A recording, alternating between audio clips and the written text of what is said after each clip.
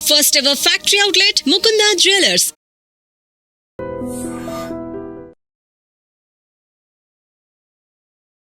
సాధారణంగా శివమణి సినిమా ఒకటి ఉందండి నాగార్జున గారు. అందులో నేను పూర్ణ మార్కెట్ ఇన్స్పెక్టర్ని, ఎక్కడ ఏం జరిగినా 2 నిమిషాల్లో ఫోన్ చేయండి, 2 నిమిషాల్లో వస్తానంటుంటారు. మీకు కూడా అదే పేరు జైరాబాద్ ఉందనుకుంటారు. అంటే జైరాబాద్ అనేది హైవేగా ఆనుకుని ఉంటుంది. ఇక్కడ పబ్లిక్ కూడా కర్ణాటక, ఆంధ్ర, తెలంగాణ ఇవన్నీ మైగ్రేట్ అయిన పబ్లిక్, మిక్సింగ్ పబ్లిక్ ఉంటారు. పర్టికులర్గా బీదర్ రోడ్ ఉంటుంది, నేషనల్ హైవే ఉంది. ఇన్ని రకాల ఇష్యూస్ ఉన్నప్పుడు దీన్ని ఎలా హ్యాండిల్ చేస్తుంటారు? ఎక్కువగా మీరు మెదక్ జిల్లాలో ఎక్కువ పనిచేశారు కాబట్టి మెదక్ జిల్లా యొక్క ఇష్యూస్ అంటే క్రైమ్ ఇష్యూస్ ఎలాగ, దీని ఆరిజిన్ ఎక్కడ దొరుకుతుంటుంది? రకరకాల క్రైమ్స్ కనిపిస్తుంటాయి. గుట్కా అవ్వచ్చు, మట్కా అవ్వచ్చు, లేదంటే ఇల్లీగల్ లిక్కర్, ఇవన్నీ కూడా వస్తుంటాయి. ముఖ్యంగా మీ గురించి చూస్తుంటే మీ రికార్డులో జైరాబాద్లో ఇటీవల డాబా దగ్గర ఒక బస్సులు దొంగతనం జరగడం, ఆ చిన్న లీడ్ని తీసుకొని మీరు మధ్యప్రదేశ్కి వెళ్ళడం జరిగింది. అంటే ఒక పోలీస్ ఆఫీసర్కి క్లూస్ తీసుకురావడానికి చాలా ఓపిక ఉండాల్సి వస్తుంది. కొంతమంది ఆఫీసర్లు ఒక స్టేజ్ వరకు వెళ్ళిన తర్వాత ఇంకా వాళ్ళు ఓపిక పోవడం, లేదా ఇంకో వేరే ఇష్యూతో వెనక్కి వస్తుంటారు.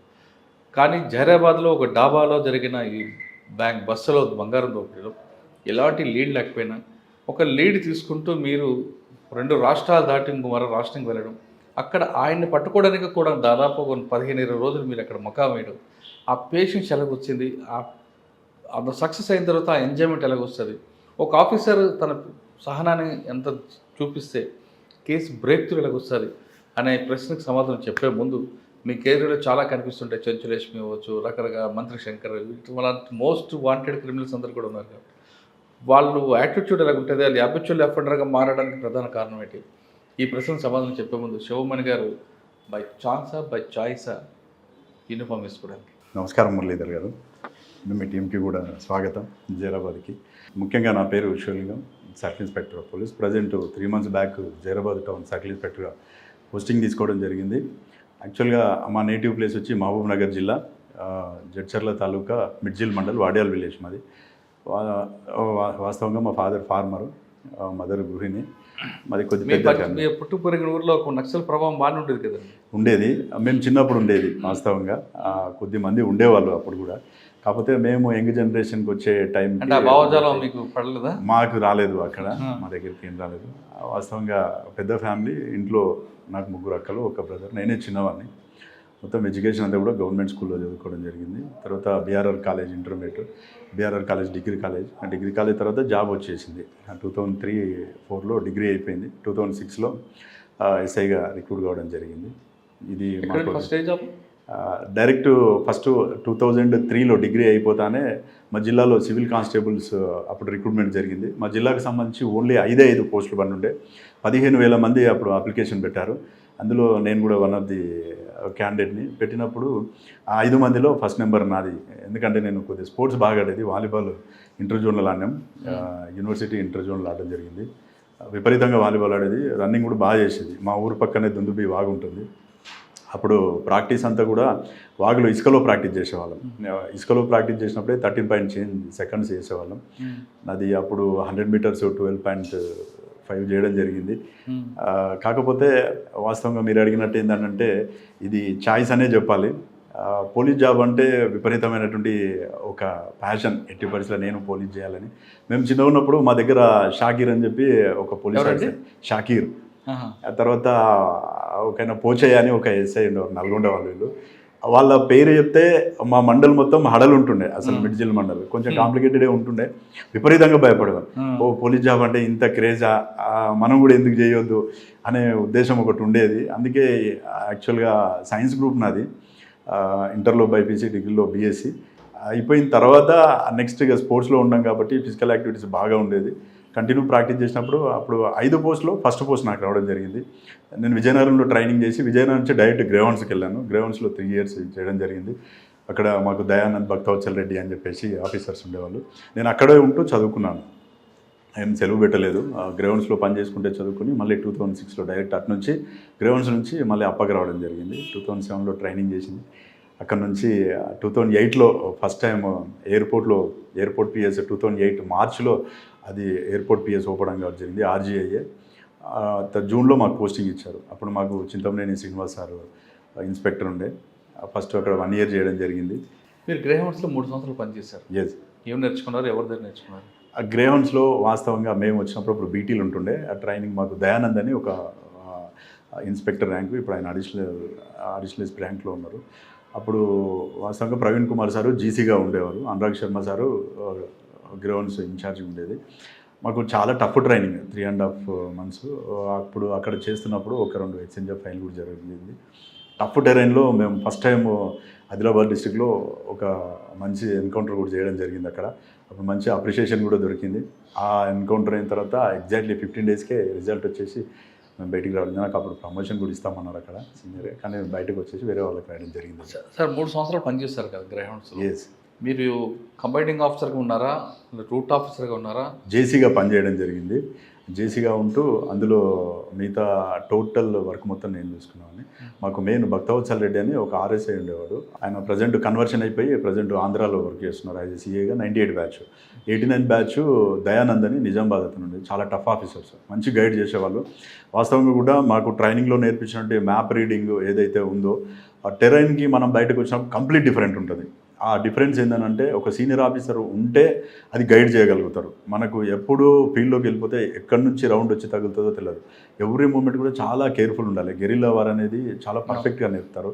అక్కడ ఎవరైతే ఇంట్రెస్ట్ పెట్టి నేర్చుకుంటారో ఫీల్డ్లోకి వచ్చిన తర్వాత మనం దాన్ని టాక్టిఫుల్నెస్ని యూజ్ చేస్తేనే జాగ్రత్తగా బయటికి రాగలుగుతాం.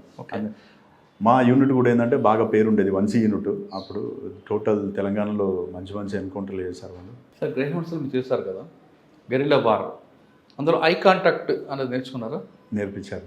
ఐ టు ఐ కాంటాక్ట్లో వాస్తవంగా కూడా చెప్పాలంటే ఏంటంటే మనం పడుకున్నా కానీ నిద్రపోయినా కానీ మెలుకుండాలి అనేది ఒకటి బాగా నేర్పిస్తారు. కమాండో అనేవాడు ఎప్పుడు నడవకూడదు, పరిగెడుతూ ఉండాలి. 2 కళ్ళు కాదు, ఒళ్ళంతా 1000 కళ్ళు ఉంటాయి.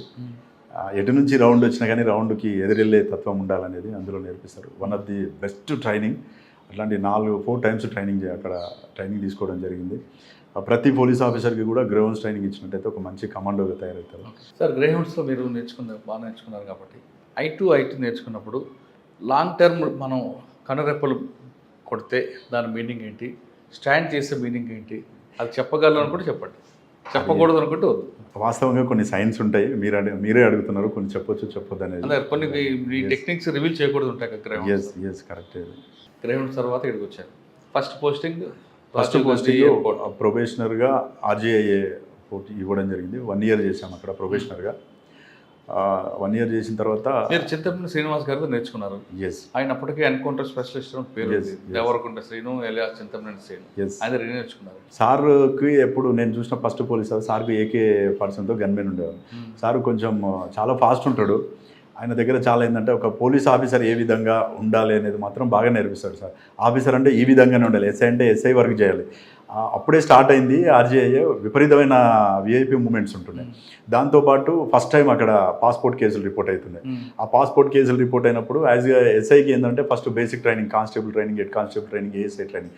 సార్ ఏమన్నామంటే ఇవన్నీ కామన్గా జరుగుతూనే ఉంటాయి. ఆఫీసర్ ర్యాంకు క్వాలిటీస్ నేర్చుకోవాలి, ఫస్ట్ ఇన్వెస్టిగేట్ నేర్చుకోవాలి, ఒక ఆఫీసర్ క్వాలిటీస్ ఎట్లా ఉండేదని బాగా చెప్పేవాడు సారు. నైట్ కూడా తీసుకుపోయేవాడు సారు. సార్కు థ్రెటన్ కాల్స్ కూడా బాగా వచ్చేది, కానీ చాలా డేర్ ఆఫీసర్. సార్ తోటి అంటే ఎలాంటి సిచ్యువేషన్ అయినా హ్యాండిల్ చేయగలుగుతారు అనే కొన్ని క్వాలిటీస్ బాగా నేర్పించాడు. అప్పుడు మాకు ఎక్కువ పాస్పోర్ట్ కేసులు ఎక్కువ ఇచ్చేవాళ్ళు. మెట్పల్లి, కోరుట్ల, నిజామాబాదు అక్కడ ఏజెంట్లు ఉండేవాళ్ళు. ఈ ఇన్నోసెన్స్ పబ్లిక్ని ఏం చేసేవాళ్ళు అంటే ఆ పాస్పోర్ట్లో ఆ ఫోటో తీసేసి ఫోటో అంటించి డైరెక్ట్ పంపించేవాళ్ళు. వాళ్ళు ఇమిగ్రేషన్కి వచ్చినప్పుడు అక్కడ ఇమిగ్రేషన్లో దొరికిపోయేవాళ్ళు. వీళ్ళకి ఏం తెలియదు, ఎలా వచ్చారంటే అక్కడ 1 lakh ఇచ్చాం, పలానా భూమయ్యకు, పలానా మెట్పల్లిలో 1 lakh ఇస్తే వాళ్ళు మమ్మల్ని పంపించారని చెప్తుండే. అసలు వీళ్ళు విక్టిమ్, యాక్చువల్గా వాళ్ళు పట్టుకోవడానికి పోయేవాళ్ళం. అక్కడ ఏజెంట్లని స్టార్టింగ్ అక్కడ ఏం తెలియదు ఫస్ట్. అసలు పోయి అప్పుడు బ్యాచిలర్స్ కాబట్టి అక్కడ లోకల్గా ఉండే వాళ్ళకి 500-1000 రూపాయలు ఇస్తే పలానా పర్సన్ ఎవరు అని అంటే పట్టించేవాళ్ళు, పట్టుకొని వచ్చాను. బాగా ఫస్ట్ మీ టాస్కే మీకు పాస్పోర్ట్ కేసు వచ్చింది. ఎస్. మీకు తెలియని ఏరియాకి వెళ్ళారు. అవును. మీకు ఏమైనా ఛాలెంజ్ వచ్చాయా? లేదు, అట్లాంటిది ఏం లేదు. కాకపోతే ఒకటి ఏంటంటే ఒక వ్యక్తిని ఏ విధంగా పట్టుకోవాలని అంటే పట్టుకునే ముందు ఒక రకమైనటువంటి పట్టుకు రాకపోతే ఏమనుకుంటారు సార్, మన ఎఫిషియన్సీ ఇది చేస్తారేమో, ఎట్టి పరిస్థితిలో పట్టుకొని పోవాలని. పోయిన ప్రతిసారి 4-5 టైమ్స్ అవుతే 4-5 టైమ్స్ కూడా ఏజెంట్లు పట్టుకురావడం జరిగింది అక్కడ నుంచి. అంటే పట్టుకు రావడం అనేది మీరు 4-5 days వెళ్ళారు, కానీ వాడు ఐడెంటిఫై ఎలా చేస్తారు వాడు పాస్పోర్ట్ బ్రోకర్ అని? చాలా సింపుల్. వీళ్ళు ఏం చేస్తారంటే ఎవరైతే దుబాయ్ వెళ్ళడానికి అరబ్ కంట్రీస్ పోవాలని అనుకుంటారో వాళ్ళు పబ్లిక్ ఏం చేస్తారంటే పాపం చాలా పూర్ పబ్లిక్ ఉంటారు. వాళ్ళు ఒక 50,000 1 lakh రూపీస్ ఇస్తే ఈ పొయ్యి వచ్చిన వాళ్ళ పాస్పోర్ట్స్ తీసుకొని వీళ్ళు ఏం చేస్తారంటే దాన్ని మొత్తం మార్ఫింగ్ టైం చేసి డైరెక్ట్ ఫోటో పేస్ట్ చేస్తారు, దాని మీద పేస్ట్ చేసి ఆధార్ కార్డ్ అవన్నీ చేంజ్ చేస్తారు. వీళ్ళు విలేజ్లో ఉండేటటువంటి పబ్లిక్ వెరీ ఇన్నోసెన్స్, అసలు వాళ్ళకి ఏం తెలియదు. పాస్పోర్ట్ ఎట్లా వస్తుంది, మనం ఎట్లా ట్రావెల్ చేస్తాం, ఇమిగ్రేషన్ అనేది ఎట్లా ఉంటుంది అనేది కూడా తెలియదు. 50,000 ఇచ్చిండు, పాస్పోర్ట్ ఇచ్చిండు, ఇక పో అని చెప్పేస్తారు. అతన్ని తీసుకొచ్చి ఎయిర్పోర్ట్లో డ్రాప్ చేస్తారు. డ్రాప్ చేసి ఇతను ఏదైతే లోపలికి ఎంటర్ అవుతారో ఇతను వెళ్ళిపోతాడు, ఉండడిగా అక్కడ. ఆ లోపలికి పోతేనే ఇమిగ్రేషన్ చెకింగ్ చేయాలి, దొరికిపోతాడు అక్కడ. వాళ్ళు పట్టుకొని కన్సర్న్ పోలీస్ స్టేషన్కి పిటిషన్ డ్రాఫ్ట్ చేసి మనకి ఇచ్చిన తర్వాత వీళ్ళు పట్టుకొని మొత్తం అడిగితే చెప్తారు, మేము పలానా ఊరు పలానా భూమి అనే పర్సన్ని కలిసినాం, మాకు వాళ్ళు ఇచ్చిరు అని చెప్పి చెప్తారు. అప్పటి వరకు వీళ్ళకి తెలియదు. వీళ్ళు రిమైండ్ అవుతారు. మనం పట్టుకుని వాడిని ఇంట్రాక్షన్ చేసి ఎన్ని పాస్పోర్ట్లు తయారు చేసిన, కొన్ని పాస్పోర్ట్లు స్టాంపులు అవన్నీ కూడా సీజ్ చేయడం జరిగింది. అంటే ఆ కేసు బాగా గుర్తుండిపోయింది. స్టార్టింగ్ అవే చేసాం అక్కడ. తర్వాత అక్కడ నుంచి 1 year అక్కడ నుంచి 2010లో మల్కాజ్గిరి పోస్టింగ్ చేయడం జరిగింది. ఓకే, ఫస్ట్ 1 yearలో మీరు ఇండిపెండెంట్గా మీకు ఒక సెక్టర్ ఇచ్చుంటారు, మీరు కూడా సింగిల్గా తిరుగుంటారు. మీకు గతంలో మీ పోచయ్య గారు అటువంటి ఆ స్టైల్లో వెళ్ళేవారా? మేము అప్పుడు స్టార్టింగ్ వెళ్ళాము అక్కడ. అప్పుడు తెలియదు, వైన్స్ల దగ్గర పోయి కొట్టడం, ఎక్కడైనా పబ్లిక్లో ఓపెన్ బూజింగ్ చేస్తే విపరీతంగా కొట్టడం.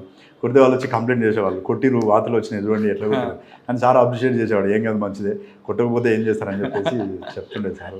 కాకపోతే ఒక విషయం ఏం చెప్పేవాళ్ళంటే సీనియర్ ఆఫీసర్ 2-3 చెప్పిందంటే, మనం ఎవరినైనా కొట్టాల్సి వస్తే కొడితే పబ్లిక్ జస్టిఫై చేసే విధంగా ఉండాలి. బాగా కొట్టాడు, కొట్టడం వల్ల మంచి జరిగింది అనాలి, కానీ పబ్లిక్ మనకి రివర్స్ కావద్దు అని చెప్పేటటువంటి చాలామంది పోలీస్ ఆఫీసర్ చెప్పారు. అదే నేర్చుకున్నాం. ఎక్కడైనా సిచ్యువేషన్ వచ్చినప్పుడు వాడు నిజంగా సమాజానికి చెడ్డ వ్యక్తి అన్నప్పుడు మాత్రం పోలీస్ పని చేశారు. అక్కడ నుంచి మల్కాజ్గిరి వచ్చింది. మల్కాజ్గిరి అనేది క్రైమ్ జోన్ అది. అవును, మల్కాజ్గిరి మేము వచ్చినప్పుడు మల్సన్ రెడ్డి సార్ ఉండే 89 batch. 89 batch sir inspector sir. అక్కడ వచ్చినప్పుడు ఫస్ట్ 1 month నేను మా బ్యాచ్మెంట్స్ నాగేశ్వర రెడ్డి, జానయ్య అని 3 పోస్టింగ్ ఇచ్చారు. అక్కడ ఇస్తే డిఎస్ఐగా ఎవరు చేస్తారంటే ఎవరు విల్లింగ్ లేరు. సార్ ఒక 1 month అబ్జర్వ్ చేసిండు. చేసిన తర్వాత ఎవరైతే బాగుంటుంది అని చెప్పేసి ఒకరోజు డైరెక్ట్ పిలిచి కూర్చోబెట్టి గ్రీన్ టీ తాపి మెమో ఇచ్చేసిండు, నువ్వు డిఎస్ఐ అని. అంటే డిఎస్ఐకి పైన పోలీస్ స్టేషన్ పైన ఒక రూమ్ ఉంటుంది సపరేట్, ఒక 12 members కానిస్టేబుల్స్, సీనియర్ కానిస్టేబుల్స్, వాళ్ళందరూ కూడా విపరీతం క్రైమ్. ఆడ 3 రైల్వే స్టేషన్స్ ఉంటాయి, సఫిల్గూడ, ఉందానగర్, హనుమాన్పేట, మళ్ళీ అది దాటితేనే తుకారంగేట్ రైల్వే స్టేషన్. అక్కడ ఇండియాలో ఉన్నటువంటి అందరు దొంగలు నైట్ దిగుతారు, మళ్ళీ మార్నింగ్ 4 o'clock ట్రైన్ ఎక్కేసి వెళ్ళిపోతారు. ఎందుకంటే అక్కడ హాల్ట్ ఉందా? హాల్ట్ ఉంది. 4 పోలీస్ స్టేషన్, 4 రైల్వే స్టేషన్లు కూడా హాల్ట్. మల్కాజ్గిరి హాల్ట్ ఉంది, సఫిల్గూడ హాల్ట్ ఉంటుంది, ఉందానగర్ హాల్ట్ ఉంటుంది, మళ్ళీ హనుమాన్పేట హాల్ట్ ఉంటుంది, తుకారంగేట్ కూడా హాల్ట్ ఉంటుంది. పక్కనే ఉంటాయి అన్నీ కూడా, కిలోమీటర్కు బిలోనే ఉంటాయి. టక్క ఆగుకుంటే వెళ్ళిపోతుంది. కంప్లీట్ రెసిడెన్షియల్ జోన్ అది. అంతా ఎంప్లాయీస్ ఉంటారు మల్కాజ్గిరి మొత్తం. బాగా పెన్సిల్ అయితే దాంతోపాటు స్నాచింగ్లు కూడా విపరీతంగా అయ్యేది. సార్ ఇప్పుడు రైల్వే స్టేషన్లో దొంగని ఎలా పట్టుకున్నారు మరి? అయితే ఎక్కడి నుంచి వస్తాడు? మేమేం చేసేవాళ్ళం అంటే అప్పుడు మఫ్టీ కదా, యాజ్ ఎ డిఎస్ఐగా మఫ్టీగా ఉన్నప్పుడు ఎక్కడైతే క్రైమ్ ప్రోన్ ఏరియా ఉందో అప్పుడు 2-wheeler మీదే తిరిగేది. మామూలుగా కామన్ పబ్లిక్ తిరుగుతుండేవాళ్ళం. తిరుగుతున్నప్పుడే 2-3 times దుదాని రాజు సింగ్ అని చెప్పేసి, రాయల్ రవి అని చెప్పేసి, దుదాని రాజు సింగ్ వాడు ప్రొఫెషనల్ ఎస్బీ అఫెండర్, అతన్ని పట్టుకోవడం జరిగింది. రాయల్ రవి అని చెప్పేసి డీసీ ఉంటాడు హైదరాబాద్ సిటీ, లాలగూడలో ఉంటాడు, చాలా ప్రొఫెషనల్ ఎస్బీ అఫెండర్, అతన్ని కూడా రెడ్ హ్యాండెడ్గా పట్టుకోవడం జరిగింది. వీళ్ళని పట్టుకున్నప్పుడల్లా కూడా 60 tulas ఒకసారి, 74 tulas ఒకసారి అట్లా రికవర్ చేయడం జరిగింది. కానీ అక్కడ ఏ టైంలో దిగుతారండి? నైట్ పీక్ స్టేజ్లో 12 o'clock సెకండ్ షో సినిమా అయిపోయిన తర్వాత వీళ్ళు సినిమాకి వస్తారు. కొద్దిమంది సినిమా చూసి అలవాటు ఉంటుంది. సినిమా వచ్చిన తర్వాత కొంతమంది ఏమో మార్నింగ్ టైం రెక్కీ చేసుకుంటారు. ఆ రెక్కీ చేసే విధానం కూడా ఎట్లుంటుంది అంటే డే టైంలో వచ్చి చూసుకొని పోతారు. ఇంటి ముందు లాకేసి ఉందా, 2-3 రోజులు ముగ్గేయకపోతే డస్ట్ పడి ఉంటుంది. కొంతమంది లాకేసి ఉంటే క్లియర్గా కనిపిస్తుంటుంది. కొన్ని ఆనవాళ్ళు ఉంటాయి వాళ్ళకి, అది చూసుకొని వెళ్తారు. కొంతమంది అంటే డైరెక్ట్ అటాక్ చేస్తారు. ఏం చేస్తారంటే ఇంట్లో లైట్ ఉండదు, చాలామంది లైట్ వేయరు, లైట్ వేయకుండా వెళ్ళిపోతారు. అది చూసుకొని వీళ్ళు ఏం చేస్తారంటే పక్క గోడ దూకేసి అటెండ్ చేసుకొని పారిపోతారు. సార్ మీకు మల్కాజ్గిరిలో ఒక మోస్ట్ వాంటెడ్ ఉండేవాడు మంత్రి శంకర్, ఇప్పుడు ఎదురుపడ్డాడు. అయితే యాక్చువల్గా మంత్రి శంకర్ ఆనంద్ బాగు, ఈస్ట్ ఆనంద్ బాగులో ఇల్లు ఉంటుండే, కానీ అతను లోకల్గా అఫెండ్ చేయడు. మొత్తం 3 ఉంటారు, మంత్రి శంకరు, పూర్ణచందరు, మూర్తి అని చెప్పేసి 3 అఫెండర్స్. అందులో ముగ్గురు డిఫరెంట్. పూర్ణచందరు అనేవాడు యాక్చువల్గా బ్రాహ్మణు, డీసీగా తయారండి. ఆయన ఎంఎస్సీ గోల్డ్ మెడలిస్ట్. ఒక అఫెండర్కి ఏదో సాయం చేద్దామని పోయి ఫస్ట్ టైం ఆ అఫెన్స్లో ఇరుక్కున్న తర్వాత కంటిన్యూగా రిసీవర్ తయారైపోయి తీసుకోవడం, గిరి పెట్టడం చేస్తుంటే వాని మీద కంటిన్యూ రికవరీలు చేసుకుంటూ అతని మీద కూడా ఒక డీసీ షీట్ ఓపెన్ చేశారు. ఈ మంత్రిశంకర్ ఏంటంటే బయట అఫెన్సులు చేస్తుండే. మేము చాలాసార్లు ట్రై చేసాము. ఆయనను ఎప్పుడు పట్టుకున్నా కానీ 100-200 కేసెస్ వెళ్తాయి అతని దగ్గర. 2 kg 3 kg గోల్డ్ కూడా రికవర్ అవుతుంది అన్నారు. కానీ మా ఏరియాలో అఫెన్స్ చేయకపోవడం వల్ల ఎక్కువ కాన్సన్ట్రేషన్ అతను మేము చేయలేదు. అతను మొత్తం బయట చేసేవాడు. మేమున్న టైంలో ఏంటంటే అతను ఆంధ్రాలోను తర్వాత బయట ఉన్నాడని చెప్పారు. ఇంటికి కూడా ఎప్పుడు రాలేదు. ఈ మూర్తి అని ఇంకొక అతను ఉంటుండే, ఫేమస్ పిక్ పాకెటర్. అతను బాగా పిక్ పాకెట్లు చేస్తుండే. ఎప్పుడు చూసినా బ్లేడ్స్ ఉంటుండే, ఏదైనా తేడా వస్తే కట్ చేసేవాడు అన్నట్టు. అట్లా ఉంటుండే. కాకపోతే అక్కడ ఒక గొప్ప ఎక్స్పీరియన్స్ ఏంటంటే పోస్టింగ్ తీసుకున్న తర్వాత 4th డేనే చెంచులక్ష్మిని పట్టుకోవడం జరిగింది. అది పెద్ద ఎక్స్పీరియన్స్ అసలు యాక్చువల్గా. అప్పుడు ఫస్ట్ టైం మాకు హిందీ సరిగా రాదు. ఇంగ్లీష్ అయితే మేనేజ్ చేయగలుగుతాం కానీ హిందీ అసలే రాదు. స్టార్టింగ్ ఆ చెంచులక్ష్మి ఏంటంటే ఎదుట ఆఫీసర్ని చూసి బాగా అప్పటికే సీనియర్ అఫెండరు, వాంటెడ్ క్రిమినల్ కూడా. మేము పలానా దగ్గర ఉంది అని ఒక ఇన్ఫర్మేషన్ వచ్చింది. ఒక టాడీ కాంపౌండ్ ఏరియాలో ఈశానంద్ బాగ్ ఏరియాలో తిరుగుతుంది సార్. ఫోన్ చేశారు, ఒక ఇన్ఫార్మర్ ఫోన్ చేసి డైరెక్ట్ చెంచులక్ష్మి ఉంది అని అంటే నాకు చెంచులక్ష్మి ఎవరో తెలియదు వాస్తవంగా. నేను మా క్రైమ్ కానిస్టేబుల్ నరసింహ అని ఉంటే, నరసింహ చెంచులక్ష్మి ఎవరో ఫోన్ చేశారు, చెంచులక్ష్మి వచ్చిందంట, తిరుగుతుందంట. చెంచులక్ష్మి సార్ అవునంట. అంటే మీరు పదండి సార్ బండి వేసుకొని పోయినాం. లేకపోతే ఒక దగ్గర వాళ్ళ తమ్ముడు మహేష్ అని చిన్న ఉండే వాడు, వీడిద్దరు కలిసి గల్లీలో తిరుగుతున్నారు ఒక సంచి వేసుకొని. ఈమె ఫస్ట్ ఏం చేస్తుందంటే బాల్ ఇసిరేస్తుంది ఇంట్లోకి. బాల్ ఇసిరేసిన తర్వాత వాడు లోపలికి పోతాడు. పోయి ఆ బాల్ తీసుకొచ్చే క్రమంలో ఇంటి లాక్ ఉందా లేదా చెక్ చేసుకొని వచ్చేస్తుంది. ఆ ఇల్లు లాక్ ఉందనుకో, ఈమె ఎంటర్ అవుతుంది, వాడు బయట వెయిట్ చేస్తుంటాడు. పోయి అఫెన్స్ చేసుకొని వచ్చేస్తాడు. డేఎన్బి అఫెన్స్లు చేస్తాను, నైట్ చేద్దామే. ఆమెను పట్టుకొని కూడా అప్పుడు దాదాపు 60 తులాస్ రికవర్ చేయడం. ఎవరికోసం చేస్తుంది డబ్బులన్నీ దొంగతనం? అయితే ఆమె అప్పుడు మాకు ఇంటరాగేషన్లో చెప్పింది ఏంటంటే, ఆ తమ్ముడు మహేష్ ఎవరైతే ఉన్నారో వాళ్ళది యాక్చువల్గా చెంచు ఫ్యామిలీ. ఇక్కడ మహబూబ్నగర్ అక్కడ చెంచు, అక్కడ నుంచి వచ్చినా నాకు ఎవ్వరు లేరు అని అన్నీ కొంచెం ఇక్కడ సికింద్రాబాద్ రైల్వే స్టేషన్లో ఉంటూ తల్లిదండ్రులు లేరు, ఏం లేదు, నేను ఒక ఆర్ఫన్గా పెరుగుతున్నాను, వీడిని పెంచుకోవడం కోసం నేను చేస్తున్నాను అని చెప్తుండే. కొంత దానం కూడా చేస్తాను ఇది అని చెప్పింది. కానీ ఫస్ట్ అప్పుడు పట్టుకున్నప్పుడు అసలే బ్రేక్ కాలేదు. యాక్చువల్గా క్రైమ్లో చెప్పాలంటే శివరామకృష్ణ సారు మాకు క్రైమ్ గురువు. ఆ సార్ దగ్గర బాగా టెక్నిక్స్ నేర్చుకోవడం జరిగింది. ఇంటరాగేషన్ టెక్నిక్స్ అంటేనే సార్ అసలు. లెఫ్ట్ వింగ్ రైట్ వింగ్ అనే దాని గురించి ఆయన చెప్పిన దాన్ని బట్టి చాలా విషయాలు నేర్చుకోవడం. అసలు క్రైమ్ మీద ఇంట్రెస్ట్ పెరగడానికి నా విషయంలో మాత్రం ఆయన మా గురువు అని చెప్పొచ్చు. క్రైమ్కి సంబంధించి సార్ దగ్గర టెక్నిక్స్ నేర్చుకున్నాం. పట్టుకున్న తర్వాత సార్ డైరెక్ట్ ఫోన్ చేసి ఏమన్నా చెంచులక్ష్మి దొరికిందారా అన్నాడు. అవును సార్ చెంచులక్ష్మి దొరికిందంటే ఏమంటుంది అని అన్నాడు. అంటే ఏం నోరు ఇప్పట్లేదు సార్, అసలు అఫెన్స్ చెప్పట్లేదు. సరే మాట్లాడండి అన్నాడు. నెక్స్ట్ డే సార్ సడన్గా వచ్చేసింది. వస్తానే సార్ని చూసి 2 కాళ్ళు పట్టుకుంది. దొరా మీ ఏరియా అని తెలియకొచ్చా నేను అని. అప్పటికి మా కానిస్టేబుల్స్కి అందరికీ తెలుసు శివరామకృష్ణ సార్ ఏందనేది అని చెప్పి సార్ ఇక బాగా వాన్ చేయడం జరిగింది. టోటల్ నేను మొత్తం చెప్పేసి దొరా అది ఇది అని చెప్పేసి టోటల్ ఎంటైర్ ఆల్ కేసెస్ చెప్పింది. అన్ని కేసులు కూడా అప్పుడు గ్రేవ్ కేసులే అన్నీ. ఆ గ్రేవ్ అంటే అప్పుడు 1 lakh అబోవ్ వచ్చిపోయిన కేసులు చాలా, అవన్నీ కూడా రికవరీ చేయడం జరిగింది. మంచి ఫస్ట్ ప్రెస్ మీట్ అది. అయిన తర్వాత అక్కడ నుంచి దాదాపు 3 years చేయడం జరిగింది.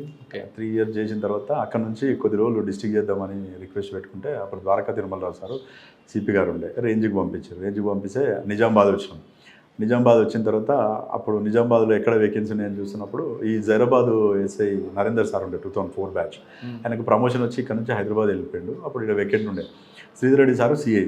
అయితే అక్కడ ఉన్న మేనేజర్ ఇక్కడ వెకెట్ ఉంది సార్, మీరు ఒకసారి కన్సల్ట్ చేయండి, సారు ఒకవేళ ఓకే అంటే ఇక్కడ కన్సల్ట్ ఎస్పీ గారికి చెప్తారు అన్నారు. సార్ ఫోన్లో మాట్లాడడం జరిగింది.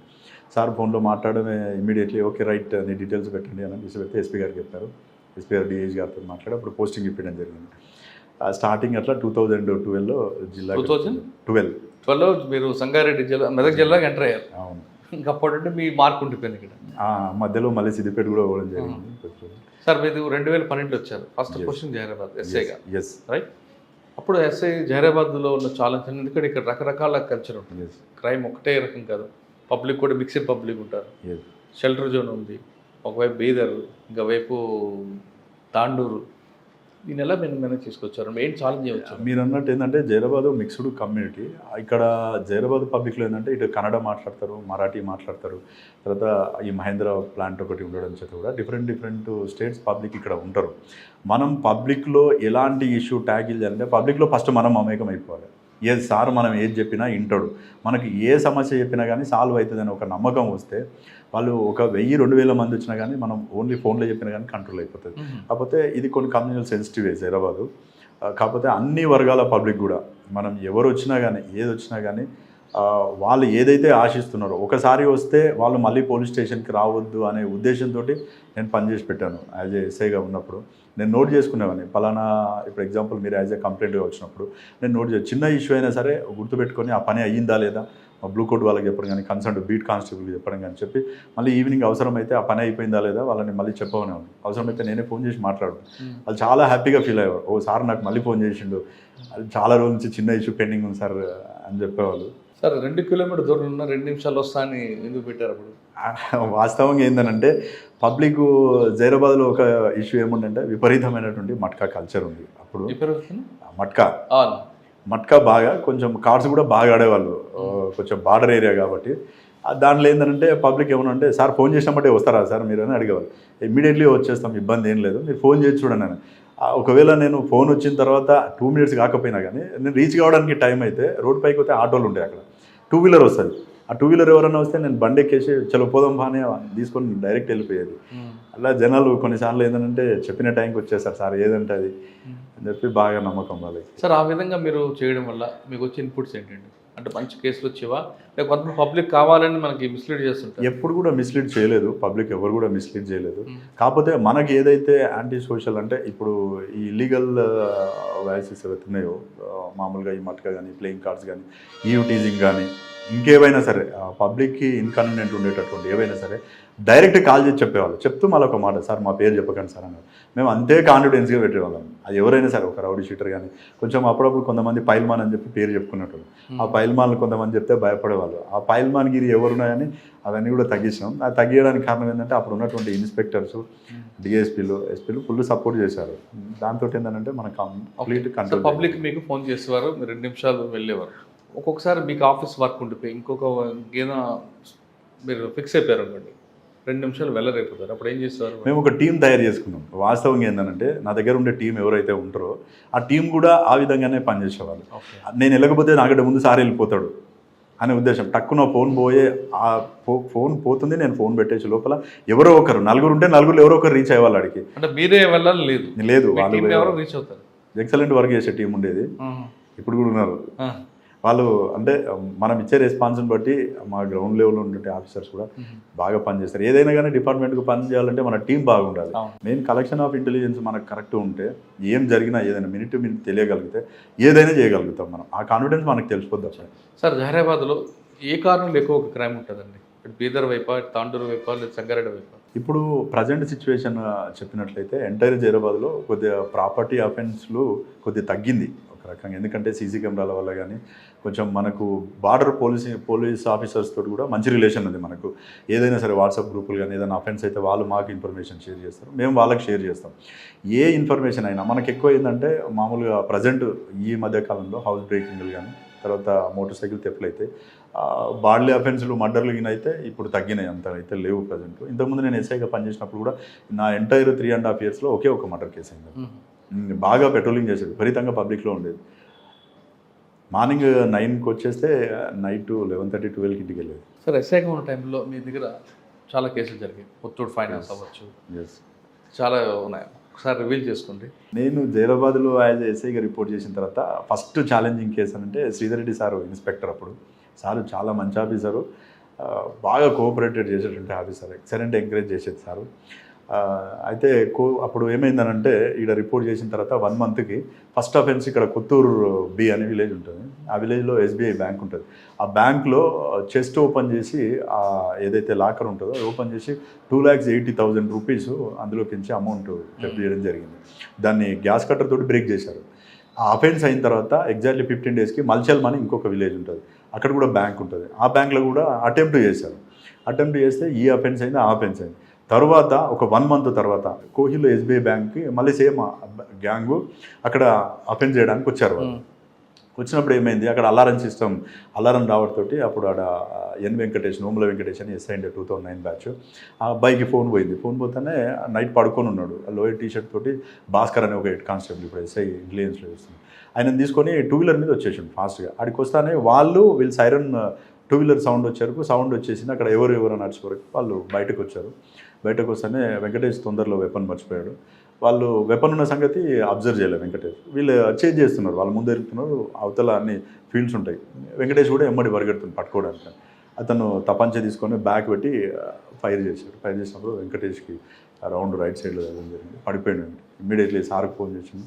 శ్రీరెడ్డి సార్ వెళ్ళిండు, జీప్లో తీసుకొచ్చేసి ఇక్కడ ప్రగతి హాస్పిటల్లో అడ్మిట్ చేశారు. ఆ బ్లడ్ బ్యాంక్ కూడా సార్ దగ్గర ఉండే శివబాబు డాక్టర్ గారు, ఆయనకి ఇమ్మీడియట్లీ బ్లడ్ ఎక్కిచ్చేసి మాకు ఫోన్ చేశారు. ఇట్లా జరిగింది అని అంటే, మేము ఇక్కడ సీన్కు రాకుండా సార్ ఏం చేసినా నువ్వు అక్కడికి వెళ్ళాను. నేను ఇద్దరు కానిస్టేబుల్ తీసుకొని అక్కడికి వెళ్ళి ఆ రోజు మార్నింగ్ అంతా కూడా అక్కడ సెర్చ్ చేసాం. సెర్చ్ చేసి ఏదైతే ఫైర్ చేసిన కార్టేజెస్ ఒక 4 కార్టేజెస్ దొరికినాయి అక్కడ. వాళ్ళు పారిపోయారు.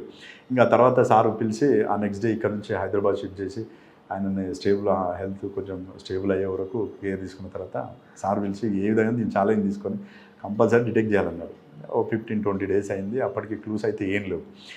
సార్ ట్రాన్స్ఫర్ అయ్యి వెళ్ళిపోయింది. నరేందర్ సార్ వచ్చింది. సార్ ఇప్పుడు ఆయనకి వాళ్ళు ఆయన బయట నుంచి కాల్ ఇస్తారు, అవును, మీ ఎస్ఐ గారికి ఇంజూరీ అవుతారు, హాస్పిటల్ తీసుకెళ్తారు. కానీ అక్కడ మీకు క్లూస్ దొరికాయా, తన ముందు తీసుకెళ్లారా? అయితే అక్కడ మాకు ఓన్లీ కార్ట్రిడ్జెస్ దొరికినాయి. అఫెండర్స్ ఎవరో తెలియదు, ఎలా వచ్చారో ఏమాత్రం తెలియదు. అయితే అప్పుడు ఒక 20 డేస్ తర్వాత ఇక మళ్ళీ కూర్చొని ప్లాన్ చేసాం, ఇది ఇట్లా కాదు, ఎట్టి పరిస్థితుల్లో డిటెక్ట్ చేయాల్సిందని. ఒకరోజు నైట్ ఏ టైంలో అయితే అఫెన్స్ అయిందో అదే టైంలో అప్పుడు సిడిఆర్ అనాలిసిస్కి సంబంధించి ఈ సీప్లేస్ కానీ పర్పుల్ కానీ యాప్స్ అప్పుడు సాఫ్ట్వేర్ ఏం లేదు. డైరెక్ట్ రాములను తీసుకొని, రాములు అని ఒక కానిస్టేబుల్ ఉండే, సిఏ గారి గన్మెన్ ఉండే, అతన్ని తీసుకొని మల్చెల్మ బ్యాంక్కి వెళ్ళినాం. అదే టైంలో ఐడీస్ తీసుకున్నాం. సేమ్ ఏ టైంలో అయితే కొత్తూరులో అయిందో అదే టైంలో ఐడీస్ తీసుకున్నాం. కోహిర్ లైన్ దగ్గర కూడా ఐడీస్ తీసుకొని అప్పుడు మాన్యువల్గా సిడిఆర్స్ కలెక్ట్ చేసుకొని ఏ టైంలో అఫెన్స్ అయిందో అదే టైంలో కొన్ని నెంబర్స్ ఐడెంటిఫై చేసాం. మాన్యువల్గా తీసుకొని ఈ నెంబర్స్ ఎక్కడ ఉన్నాయి దాన్ని ఎస్డిఆర్ తీసుకోవడం జరిగింది. ఎస్డిఆర్ ఒక 1.5 మంత్ ప్రాసెస్ ఇది. తీసుకున్న తర్వాత అవన్నీ కూడా అక్కడే వాడి అక్కడే వదిలేసారు. కానీ అవన్నీ కూడా ఏంటంటే గుల్బర్గ్ అడ్రస్ ఉన్నాయి, టిప్పు సుల్తాన్ కాలనీ అనే అడ్రస్ వచ్చినాయి. అందులో ఒక 32 మెంబర్స్ ఏమో ఆ నెంబర్స్ అన్నీ వచ్చేస్తే అవన్నీ ఎస్డిఆర్ ద్వారా ఐడెంటిఫై చేసినాం. అసలు ఇందులో మెయిన్ ఎవరు, ఒకటే రోజు ఆన్ అయింది, ఒకటే రోజు స్విచ్ ఆఫ్ అయింది. ఓకే అని చెప్పేసి తీసుకున్న తర్వాత అప్పుడు నా దగ్గర ఒక ముస్తఫా అని కానిస్టేబుల్ ఉండే డ్రైవర్, అతనికి కొంచెం కన్నడ వచ్చు, గుల్బర్గ్ లెవెల్కి చుట్టాలు కూడా ఉన్నారు ఇప్పుడున్న కలబుర్గి. అయితే ఆ వెరిఫై చేసిన తర్వాత దాన్ని మళ్ళీ కస్టమర్ అప్లికేషన్ ఫామ్ ఒకటి తీసుకున్నాం. అతన్ని పట్టుకొని ఆధార్ కార్డు తోటి వెరిఫై చేస్తే ఒక నెంబరు, ఏ నెంబర్ అయితే వచ్చిందో ఇక్కడ అఫెన్స్లో వాడిన నెంబరు ప్లస్ అక్కడ ప్రజెంట్ ఆధార్ కార్డు మీద కాలా మహబూబ్ అనే అతను ఒక సిమ్ కార్డు తీసుకొని వాడుతున్నాడు. అతను ఈ కాలా మహబూబ్ ఎవరు అని చెప్పేసి లోకల్లో వెరిఫై చేసినాం. ఈ ముస్తఫా కూడా ముస్లిమే కాబట్టి వెరిఫై చేస్తాడు, ఒక నోటోరియస్ క్రిమినల్. వాడు ఇవే అఫెన్సులు చేస్తాడు, అన్ని బ్యాంక్ అఫెన్స్లు చేస్తాడు, మన దగ్గర వెపన్ ఉందని కూడా చెప్పాడు కదా. ఓకే అని చెప్పేసి వచ్చిన తర్వాత ఇక ఏం చేద్దాం, వాడిని ఎట్లయినా చేసి లిఫ్ట్ చేయాలని చెప్పేసి మళ్ళీ సిడిఆర్స్ తీసుకుంటే ఆ ఫోన్ ఏదైతే వాడిండో ఆ ఫోన్ అక్కడే ఉంది, కానీ ఇక్కడ అఫెన్స్లకు రాలే. ఇక్కడ వచ్చిన ఫోన్ ఏదైతే ఉందో ఇక్కడే ఆన్ అయ్యి ఇక్కడే స్విచ్ ఆఫ్ అయింది. ఓకే అని చెప్పేసి అనుకున్న తర్వాత ఇట్లా కాదు ముస్తఫా, నువ్వు కంప్లీట్ బిస్తర్ తీసుకొని పోయి అక్కడే ఉండిగా వాళ్ళ ఇంటికి ఎదురుగా ఇల్లు తీసుకో అని చెప్పేసి అలా ఇంటికి ఎదురుగా ఒక రూమ్ తీసుకొని పైన 2nd ఫ్లోర్లో మామూలుగా ఆన్నే వండుకోవాలి, ఆన్నే తినాలి, వాళ్ళని కిటికీలకి చూసుకుంటూ వాచ్ చేసుకుంటూ ఉండాలి. అట్లా ఒక 26 డేస్ అయిన తర్వాత 1 డే అతను ఒక క్వాలిస్ వెహికల్ వేసుకొని వస్తాడు.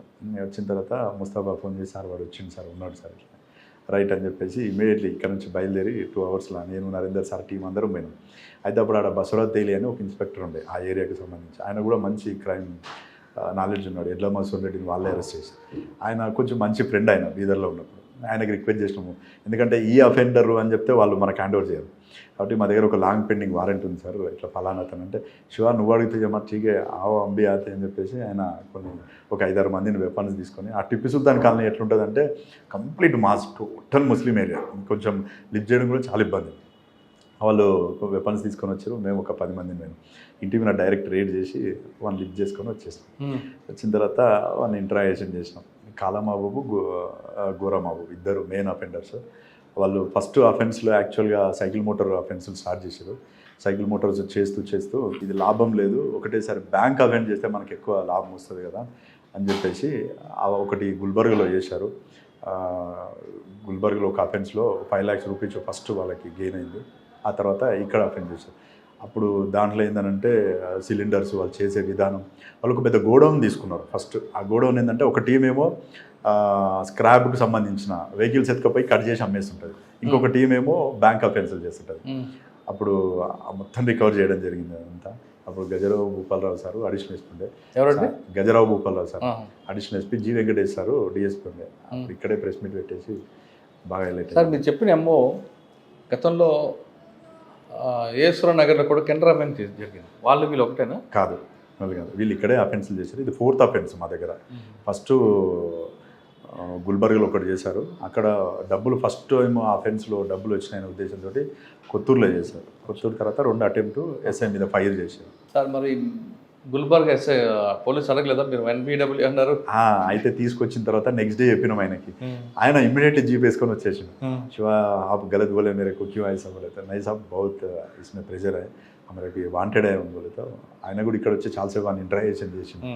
అలా ఎస్పీ అప్పుడు నటరాజన్ అని ఐపీఎస్ ఉండే, ఆయన కొంచెం సీరియస్ అయిందంట. మీరు ఎందుకు పట్టుకోలేకపోయారు, వాళ్ళు వచ్చి ఎందుకు పట్టుకున్నారు అది అని చెప్పి కొంచెం నన్ను చీట్ చేసినది కొద్దిగా ఫీల్ అయింది. తర్వాత ఇప్పుడు కూడా మంచి పోలీస్ ఆఫీసర్ ఆయన ఏసీపీ బెంగళూరులో ఉన్నారు ప్రజెంట్. తర్వాత బాగా గుర్తుండిపోయిన సంఘటన అండి? ఆ తర్వాత ఈ ఇన్సిడెంట్ కంటే కొద్ది ముందు రోజు ఒక హీనియస్ క్రైమ్ ఒకటి అయింది. అది కొంచెం వాస్తవంగా ఏంటంటే కోయిర్కు సంబంధించి ఒక అమ్మాయి 14 years ఉంటుంది. ఆ అమ్మాయి కొంచెం మెంటల్లీ ఇన్బ్యాలెన్స్ ఉండే. ఆమె ఒక రోజు సడన్గా కోయిర్లో రైల్వే స్టేషన్కి వచ్చింది. రైల్వే స్టేషన్లో ట్రైన్ ఎక్కి జైరాబాద్ వచ్చింది. జైరాబాద్లో దిగిన తర్వాత ఆ అమ్మాయికి ఏం చేయాలో తెలియదు. నైట్ ట్రైన్ 1 o'clock దిగింది. ఆ ఇంట్లో మిస్ అయింది, వాళ్ళ తల్లిదండ్రులు కూడా చూసుకోలేదు. దిగిన తర్వాత ఆ అమ్మాయి రైల్వే స్టేషన్ బయట తిరుగుతూ ఉంటే ఒక ప్రైవేట్ ఎంప్లాయ్ అతను ఏం చేశాడు, వాళ్ళ ఇంటికి ఏంటనంటే ఇక్కడ బస్ స్టాండ్ దగ్గర క్రాస్ కంట్రీ నడుచుకుంటూ వాళ్ళ రైల్వే స్టేషన్ నుంచి పోయే టైంలో ఏం చేశాడు, ఈ అమ్మాయి బయటకు వచ్చుంటే ఆయన కొంచెం డ్రంకన్ కండిషన్, ఆ అమ్మాయిని రేప్ చేయడం జరిగింది. ఆ చెట్ల పొదలు ఉంటే అక్కడ రేప్ చేసి బాగా బ్లీడింగ్ అమ్మాయికి మొత్తం చేసి వెళ్ళిపోయాడు అక్కడ నుంచి. ఆ కేసు వాస్తవం కూడా అప్పుడు ఎగ్జాక్ట్లీ 1:30 మంచి బాగా గాఢ నిద్రలో ఉన్నాం. ఒక ఆటో డ్రైవర్ ఫోన్ చేసిండు. ఇంతకుముందు మీకు చెప్పినట్టు ప్రతి పర్సన్ కూడా ఇన్ఫర్మేంటే. ఫోన్ చేసి సార్ ఇక్కడ ఎక్ లड़की है सब इधर पूरा गंदा है पूरा खूना ऐसा जा रहा है सब అంటే ఏమైందంటే కుछ हुआ साहब अनकॉन्शियस हो रहा हूँ అంటే ठीक है मैं आ रहा हूँ అని నా దగ్గర అప్పుడు బుల్లెట్ ఉంటే వేసుకొని ఫాస్ట్గా వెళ్ళిపోయాను. నేను ఒక్కనే, నేను పోయే వరకు అమ్మాయి మొత్తం బ్లడ్ ఉండే. ఆ నుంచి చూసి శ్రీధరెడ్డి సార్కి ఫోన్ చేస్తే ఫస్ట్ హాస్పిటల్ షిఫ్ట్ చేసి అమ్మాయిని అని చెప్పి షిఫ్ట్ చేసినాం. అయితే అందులో ఈ ఆటో డ్రైవర్స్ నైట్ ఎవరైతే తిరుగుతారో వాళ్ళు అందరూ కూడా మనకు డైలీ ఏం జరిగినా చెప్పేవాళ్ళు. అన్నోన్ పర్సన్ ఎవరైనా కనిపిస్తే వాడు ఒక చిన్న క్లూ ఇచ్చాడు. సార్ ఏమన్నాడంటే ఈ తెల్లవారితే పెద్ద ఇష్యూ అయిపోతుంది, 80% పట్టుకోవాలి ఎవరనేది. సీసీ కెమెరాస్ లేవు, ఏం లేవు, ఎవరో కూడా తెలియదు. అమ్మాయిని హాస్పిటల్లో చేంజ్ చేసి ఇక్కడ నుంచి షిఫ్ట్ చేద్దామని చెప్పేసి అమ్మాయిని సంగారెడ్డి షిఫ్ట్ చేశాం. ఈ ఆటో డ్రైవర్ని పిలిచి మాట్లాడినాం, మీరు ఎవరెవరిని తీసుకుపోయారు, ఎక్కడెక్కడ డ్రాప్ చేశారు. ఇందులో ఒక నౌషద్ అని ఒక ఆటో డ్రైవర్ అతను చెప్పాడు, సార్ మార్నింగ్ 4:30 ఆ టైంలో సార్ నేను మొత్తం తిరుగుతూ ఇంటికి పోతున్నా సార్. ఇంటికి పోతున్నప్పుడు ఒకడు తాగి సార్ దానికంటే ఈ అఫెన్స్ అయిన తర్వాత రామ్నగర్ బ్రిడ్జ్ ఉంటుంది, ఆ బ్రిడ్జ్ నుంచి అటు పోతున్నాడు సార్ వాడు. నాకు ఎందుకో తోడా డౌట్ అయ్యే సార్ ఇంకా ఊపిరాను అన్నాడు. అయితే ఇప్పుడు అక్కడ చాలా హౌసెస్ ఉన్నాయి, అప్పుడు ఓన్లీ ఒక 10 to 15 హౌసెస్ ఉండే అక్కడ. ఎందుకైనా మంచిది ఎలాంటి డ్రెస్ వేసుకున్నాడు అదంటే అతను చెప్పిండు, ఈ కొంచెం కంపెనీ కలర్ డ్రెస్ ఉంది సార్, యాష్ కలర్ డ్రెస్ ఉంది అది. అప్పుడు 4:30 అట్లా అవుతుంది. తెల్లవారు లోపల ఏదో ఒకటి చేయాలి అట్లని చెప్పేసి అందరు కానిస్టేబుల్ని పిలిపించి ప్రతి ఒక్క ఇల్లు ఒకరు చెక్ చేయండి, ఈ డ్రెస్ ఎవరు వేసుకుంటే వాళ్ళని తీసుకొచ్చి కూర్చోబెట్టండి. అట్లా వాడు ఏం చేసి ఇంటికి పోయి డ్రెస్ ఇప్పేసి ఆ డ్రెస్ ఇంట్లో ఉంది. అయితే వాడిని అడిగితే అప్పుడే పడుకున్నట్టు తెలిసిపోయింది. పట్టుకున్న తర్వాత వాడు ఏం చెప్పలేదు. పిఎస్కి తీసుకొచ్చినాం. కొంచెం మా వేలు అడిగితే అబ్బాయింది సార్ అన్నాడు. వాళ్ళ దగ్గర బ్లడ్ స్టెయిన్స్ కూడా ఉండే బట్టలకి. లాకప్ వేసి సార్కి ఫోన్ చేసినాం, సార్ వాడు దొరికింది సార్ అని చెప్పి. సార్ వచ్చి బాగా హక్ చేసుకొని వెరీ గుడ్ షో, ఎక్సలెంట్ అయ్యేది. అది చాలా అసలు ఆ రోజు కనుక వాడు దొరకకుండా ఉంటే కొద్ది సెన్సేషనల్ అయ్యేది. కాకపోతే మళ్ళీ కొద్ది రోజుల తర్వాత ఆ అమ్మాయి మెంటల్ ఇన్బ్యాలెన్స్ తోటే బాయిలో దూకి సూసైడ్ చేసుకుంది, చనిపోయింది అమ్మాయి. ఆ కేసు ట్రయల్ కాకముందే చనిపోయింది అమ్మాయి. వాడు తర్వాత కనపడ్డాడు. ఆ తర్వాత ఇక వాడు కంప్లీట్ జైల్లో ఉండే, ఇక్కడ నుంచి వెళ్ళిపోయాడు కర్ణాటక అతను. తర్వాత మీకు బాగా గుర్తుండిపోయిన కేసుగా? ఆ తర్వాత ఇక్కడ జైరాబాద్కు సంబంధించి చేసిన కేసుల్లో ఇంపార్టెంట్ కేసు అని అంటే ముతూట్ ఫైనాన్స్ సంబంధించింది. అందులో అది చాలా కొంచెం అంటే ఎవరీ పోలీస్ ఆఫీసర్ కూడా అట్లాంటి ఆపరేషన్ అనేది ఒకటి చేస్తే చాలా అంటే వైడ్ ఎక్స్పీరియన్స్ వస్తుంది. అది ఎట్లా అంటే అందులో దాదాపు 77 kgs గోల్డ్ థెఫ్ట్ అయింది. 77 kgs గోల్డ్. ఇక్కడ ముతూట్ ఫైనాన్స్ అని ఇక్కడ నుంచి ఎగ్జాక్ట్లీ 1/2 kilometer దూరంలో ఉంటుంది. అందులో మొత్తం గోల్డ్ కూడా 3 చెస్ట్లు ఉంటాయి. అంటే ఈ గోద్రేజ్ లాకర్స్ పెద్దవి ఉంటాయి. అందులో అల్మారాలో ఏవైతే ఉంటాయో అరలరాలు ఉంటాయో దాని నిండా ప్రతి దాంట్లో గోల్డ్ ఉంటుంది. 100 కేజీస్ ఎబో గోల్డ్ ఉంటుంది. కాకపోతే 3 ఓపెన్ చేశారు. 3 ఓపెన్ చేస్తే మూడిట్లో కూడా బ్యాగులు ఓపెన్ కాగానే అది 2 days ఆపరేషన్. ఎవరైతే అఫెండర్స్ ఉంటారో వీళ్ళందరూ కూడా జార్ఖండ్ స్టేట్ వాళ్ళు. ఇది యాక్చువల్గా ఈ అఫెన్స్లో చెప్పడానికి ముందు వాళ్ళు ఏం చేస్తారంటే ఈ అఫెన్స్కి ప్లాన్ చేసుకోవడానికి కారణం దేవ్ సింగ్ అని చెప్పేసి ఒక నేపాలీ గూర్ఖా ఉంటాడు. ఇతను ముంబైలో ఉన్నప్పుడు ఒక మర్డర్ కేసులో జైలుకు పోతాడు. వీడు జైలుకు పోయినప్పుడు అక్కడ దొంగతనం కేసులో కమరుద్దీన్ షేక్, రెజావుల్ షేక్, తర్వాత బహరుద్దీన్ షేక్ అని వీళ్ళు కూడా ఒక థెఫ్ట్ కేసులో జైలుకి వస్తారు. ముంబై జైల్లో వచ్చినప్పుడు వీళ్ళందరూ అక్కడ పరిచయం అవుతారు. పరిచయం అయినప్పుడు మీరు ఎక్కడి నుంచి వచ్చారని పరిచయంతో మేము ఇట్లా దొంగతనాలు చేస్తాం అది ఇది అంటే నువ్వేం చేస్తావు అంటే నేను గూర్ఖా చేస్తా, ఎక్కడ ఉంటావు అది అంటే నేను ఎక్కడ ఉంటే అక్కడనే ఉంటా అని చెప్పేసి ఫోన్ నెంబర్లు మార్చుకున్నారు ఇద్దరు. ఈ ఫోన్ నెంబర్ ఇచ్చేసుకుంటారు. వచ్చిన తర్వాత వీడు ఒక 1-2 years తర్వాత జైరాబాద్కి వచ్చిండు. జైరాబాద్లో వచ్చి ఇక్కడ గూర్ఖా నైట్ తిరుగుతుండేవాడు. తిరుగుతున్నప్పుడు వాళ్ళు ఒకసారి కాల్ చేసిరండి. కాల్ చేస్తే బహు సోనార్ అయితే ఇద్దరిది ఆ పావు ఎక్బార్ అని అంటే ఒకసారి వచ్చి చెక్ చేసుకొని పోయిరు. మామూలుగా వచ్చి చూసి 1 నెల తర్వాత ముత్తూట్ ఫైనాన్స్ ప్లాన్ చేశారు. ముత్తూట్ ఫైనాన్స్ ఎందుకు ఎంచుకున్నారండి? అయితే ముత్తూట్ ఫైనాన్స్ ఎన్నుకోవడానికి కారణం ఏంటంటే ఈ నేపాలీ గూర్ఖా ఎవరైతున్నాడో ఇతను మార్నింగ్ టైము మొత్తం రెక్కి చేసిండు. ఎంతమంది కస్టమర్స్ ఉంటారు, ఎక్కడ గోల్డ్ పెడతారు, ఎక్కువ గోల్డ్ పెట్టేది అందులోనే ఎక్కువ మంది. అతను చెప్పిండు ఇక్కడ ఉంటే ఇందులో చేస్తే మనకు వర్కౌట్ అవుతుంది. అయితే ఈ ఎవరైతే జార్ఖండ్ వాళ్ళు ఉన్నారో వీళ్ళు విపరీతమైన హార్డ్ వర్క్ చేస్తారు. వెల్డింగ్ ఎలా చేస్తారంటే వెల్డింగ్ స్టార్ట్ చేస్తే కంటిన్యూ 5-6 hours కొడతారు. వెల్డింగ్ కంటిన్యూ ఓపెన్ అయిందా కొడతారు. అందులో ఒకడు రెజావుల్ షేక్ అని చెప్పేసి వాని మేస్త్రి అంటారు. వాని పని ఇదే అన్నట్టు. అక్కడ బ్రిడ్జెస్ కట్టేటప్పుడు అతను చెప్తున్నాడు 4 days 5 days కూడా సార్ మాకు అలవాటు కంటిన్యూ చేసేస్తాం సార్, కొద్దిసేపు పడుకుంటే చాలు మళ్ళీ కంటిన్యూ వెల్డింగ్ చేస్తాం సార్ మేము. అట్లా ఏం చేశారంటే గ్యాస్ సిలిండర్స్ టోటల్ వీళ్ళు జార్ఖండ్ నుంచి ట్రైన్లో తెచ్చుకున్నారు. తెచ్చుకొని ఫస్ట్ ఫ్రైడే నైట్ వస్తారు. వచ్చి ఈ ఎవరైతే ఈ గూర్ఖా ఉన్నాడో వాళ్ళ ఇంట్లో స్టే చేస్తారు. Second Saturday holiday. Second Saturday night back side నుంచి డోర్ ఉంటుంది, చెక్క డోరు. ఆ డోర్ బ్రేక్ చేసుకొని లోపలికి వెళ్ళిపోతారు. లోపలికి వెళ్ళిపోయి 10 o'clock అఫెన్స్ స్టార్ట్ చేస్తారు. అఫెన్స్ స్టార్ట్ చేసి మార్నింగ్ 5 o'clock వరకు ట్రై చేస్తారు కానీ ఓపెన్ కాలే. మళ్ళీ నెక్స్ట్ డే వస్తారు సేమ్ 10 o'clock వచ్చేసి మళ్ళీ స్టార్ట్ చేస్తారు. గ్యాస్ సిలిండర్స్ సఫిషియెంట్ ఉన్నాయి వాళ్ళ దగ్గర. కంటిన్యూ కొడుతుంటే మార్నింగ్ 3:34 మధ్యలో ఓపెన్ అయిపోయినాయి. ఓపెన్ అయితేనే 5 bags మొత్తం ఒక్కొక్కటి 15 kgs వరకు కొట్టే బ్యాగ్స్ అన్ని ప్యాకెట్స్ నింపుకొని వెళ్ళిపోతుంటారు. వెళ్ళిపోతుంటే అందరూ బయటకు వచ్చారు. బస్ స్టాండ్ దగ్గరనే. బస్ స్టాండ్ దగ్గరకు వచ్చేసి బస్ స్టాండ్లో బస్ ఎక్కి ఇక్కడ నుంచి ఎంజీబీఎస్కి పోతారు. ఎంజీబీఎస్కి పోయి అక్కడ బస్సు దిగిపోతున్నప్పుడు మొత్తం 5 బ్యాగులు నింపుకొని పోతుంటారు. లాస్ట్కి వచ్చేవాడు అశోక్ శర్మ అని ఒక అఫెండర్. అందులో అతను కొంచెం వెనకబడతాడు. వెనకబడ్డప్పుడు వెనకాల నుంచి అక్కడ పోలీస్ అవుట్ పోస్ట్ ఉంటుంది కదా, డౌట్ వచ్చేసి ఆగు అంటుంటే వాడు బ్యాగ్ వదిలిపెట్టి పారిపోతాడు. ఆ పారిపోయే క్రమంలో ఈయన పర్సు పడిపోతుంది. ఆ పర్సులో ఒకటి ఉద్వా బ్రాంచ్కి సంబంధించింది. సాహిబ్గంజ్ డిస్టిక్ ఉద్వా బ్రాంచ్ అని ఒకటి ఉంటుంది. ఆ ఉద్వా బ్రాంచ్లో వీని అకౌంట్లో ఒక 5,000 rupees అమౌంట్ వేసినట్టు ఒక స్లిప్ దొరికింది. ఆ స్లిప్ దొరుకుతానే ఆ స్లిప్పు అది ఏదైతే ఉందో అక్కడ కన్సర్న్ పోలీసులు చూస్తే ఆ చిట్టీల పైన ఏవైతే స్లిప్స్ ఉంటాయి కదా, జైరాబాద్ ముత్తూట్ అని వచ్చింది. అఫ్జల్గంజ్ ఇక్కడ అఫెన్స్ అయింది, అక్కడ అది అయింది. యాక్చువల్గా అప్పుడు నాకు మ్యారేజ్, నేను సెలవులో ఉండే, నరేందర్ సార్ ఉండే.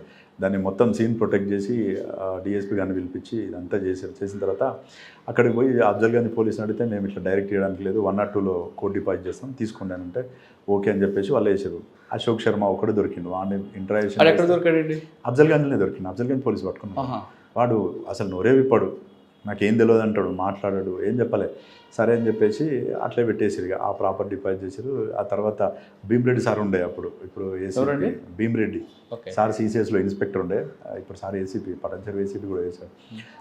ఫస్ట్ ఆ కేసులో Narender sir and Bhim Reddy sir ఇద్దరు కూడా ఇక్కడ నుంచి జార్ఖండ్ వెళ్ళి ఆ ఏరియా మొత్తం చూసుకున్నారు. కానీ అఫెండర్ లిఫ్ట్ చేయడం చాలా కష్టము అని చెప్పేసి వచ్చి అప్పుడు షిమ్ముషి బాజ్పేయి మేడం ఐపీఎస్ ఎస్పీ గారు ఉండే, మేడం చెప్తే సరే అని చెప్పేసి ఊరుకున్న తర్వాత అప్పుడే ఎలక్షన్స్ వచ్చినాయి, మళ్ళీ 2014 ఎలక్షన్స్. ఆ ఎలక్షన్లో బిజీ అయిపోయినాం. ఆ అఫెన్స్ మాత్రం అట్లే ఉంది. ముత్తూట్ వాళ్ళు బాగా ప్రెజర్ పెడతారు, ఎట్లనే కేసు డిటెక్ట్ చేయాలని. 6 months అయిపోయింది. అప్పుడు స్టార్ట్ చేసాం 6 months తర్వాత ఏం చేద్దామని. మొత్తం ఫైల్ అంతా తీసుకొని స్టడీ చేస్తే మెయిన్ మనకు క్లూ ఏందనంటే ఆ బంగారం దొరికిందనుకంటే వాడిని అడిగితే ఏమీ చెప్పాడు అశోక్ శర్మ. అసలు ఈ అకౌంట్ నెంబర్ ఏందని చెప్పేసి నేను శ్యామల వెంకటేష్ సార్ ఇద్దరమే పోయినాం. జార్ఖండ్ పోయాం, సాహిబ్గంజ్ డిస్టిక్ పోయి అక్కడ నుంచి ఉద్వా బ్రాంచ్కి పోయినాం. ఉద్వా అనేది ఒక ప్లేస్, అది ఆడ పోయి బ్యాంక్ మేనేజర్ని కలిస్తే ఆయన ఆయన రిక్వెస్ట్ చేసాం ఈ అకౌంట్ ఎవరిది అంటే చెప్పిండు ఇట్లా పలానా అశోక్ శర్మది అది అని చెప్పిన తర్వాత మన ఇల్లు అన్నీ ఐడెంటిఫై చేసాం. ఒక చిన్న రిక్వెస్ట్ చేసినాం, సార్ ఈ అకౌంట్లో ఇది ఇట్లే రన్ చేయండి, దీన్ని డిస్టర్బ్ చేయకండి, కొంచెం నా పర్సనల్ నెంబర్ పెట్టండి అందులో రిక్వెస్ట్ చేసి పెట్టను అన్నాడు. అంటే అక్కడ నుంచి పోయి ఆ సాహెబ్గంజ్ డిస్ట్రిక్ట్ ఎస్పీని కలిసి లీడ్ బ్యాంక్ మేనేజర్కి ఫోన్ చేయించినాం. ఫోన్ చేపిస్తే వీళ్ళు తెలంగాణ ఆంధ్రప్రదేశ్ నుంచి వచ్చారు, వీళ్ళకి ఎట్టి పరిస్థితుల్లో మీరు సాయం చేయాల్సిందంటే ఆయన సరైన కన్సర్న్ మేనేజర్ చెప్తే మళ్ళీ 3 days తర్వాత పోయి ఆయనను కలిస్తే ఆయన అకౌంట్లో నా పర్సనల్ నెంబర్ యాడ్ చేసిండు. అయితే వీడు అఫెండర్ దొరికిన తర్వాత మెయిన్ అఫెండర్ ఎవరైతే ఉన్నారో కమరుద్దీన్ షేక్ ఆ ఏటీఎం కార్డు అకౌంట్కి సంబంధించి వాడు వాడుతుండు. వానికి ఏంటనంటే వాడు డబ్బులు ఉంటే సరే ముంబైకి వచ్చేస్తాడు, ఈ లేడీస్ బార్లు ఏవైతే ఉంటాయో బార్లో బాగా ఎంజాయ్ చేస్తాడు, విపరీతం ఎంజాయ్ చేస్తుంటాడు. అట్లా ఒక 2 months తర్వాత ఒకరోజు సాయంత్రం పూట 7:30 టైంలో ఒక మెసేజ్ వచ్చింది నాకు మొబైల్కి, నిఖితా బార్ అండ్ రెస్టారెంట్లో వాడు స్క్వైప్ చేసినట్టు 2000 రూపీస్ స్క్వైప్. 2 నెలలు వాడలేదు వాళ్ళే ఆ స్క్వైప్ చేసిండు. స్క్వైప్ చేయగానే మెసేజ్ వస్తానే మెసేజ్ ఇమీడియట్లీ సీఏ గారికి చెప్తే తిరుపతన్న సార్ డిఎస్పీ ఉండే అప్పుడు తిరుపతన్న సార్ చెప్తాను ఏం చేస్తాం అన్నాడు. మీరు పర్మిషన్ ఇచ్చి వెళ్ళిపోతాం సార్ అన్న. ఓకే వెళ్ళిపో అన్నాడు. 4 కానిస్టేబుల్స్ ఏమాత్రం ఆలోచించాలి, ఇమ్మీడియట్లీ వెళ్ళిపోయాను ముంబై పోయి అది మొత్తం జస్ట్ నెట్లో చూసుకునే మాకు ఏం తెలియదు అసలు అది ఎక్కడ మొత్తం సెర్చ్ చేస్తే ఆ పన్వేలు ఏరియాలో నిఖితా బార్ అండ్ రెస్టారెంట్ అని ఉంది. ఒకటి ఐడెంటిఫై 2 days పట్టింది దానికి. అడిగి పోయిన తర్వాత అది 7 o'clock ఓపెన్ అవుతుంది బారు, 9 o'clock క్లోజ్ అవుతుంది. ముంబైలో అన్ని బార్లు కూడా 7కి ఓపెన్ అయ్యి 9 క్లోజ్ అయిపోతాయి లేడీస్ బార్లన్నీ. అయితే వాడపోతే ఒక సంగమేష్ అని ఒక మేనేజర్ని పట్టుకొని వానికి కొన్ని డబ్బులు ఇచ్చినాం, ఒక 5,000 రూపీస్ ఇచ్చేసి అప్పటికి ఈ పలానా నెంబరు పర్సన్ ఇట్లా ఈ పేరు మీద వస్తాయని చెప్పేసి అన్న ఫేస్బుక్ ఉండే మనకి, ఆ ఫేస్బుక్ ద్వారా ఫోటో తీసుకున్నాం. చూపిస్తే వాడు ఐడెంటిఫై చేసి ఎస్ ఈ పర్సన్ వస్తాడు సార్, అప్పుడప్పుడు వచ్చి బాగా ఎంజాయ్ చేసిపోతాడు సార్, డబ్బులు విపరీతంగా చదువుతాడు అది అని చెప్పాడు. మేము ఇక్కడే ఉంటాం 10 days అయినా 15 days అయినా, అతన్ని ఎప్పుడు వచ్చినా సరే మాకు చెప్పు అని చెప్పినాం. 10 days ఉన్నాం వాడు రాలే. మళ్ళీ హైదరాబాద్ వచ్చినాం వాడు వచ్చినాడు. మళ్ళీ మెసేజ్ వచ్చింది, మళ్ళీ పోయిన తర్వాత వాడు అక్కడే ఉన్నాడు.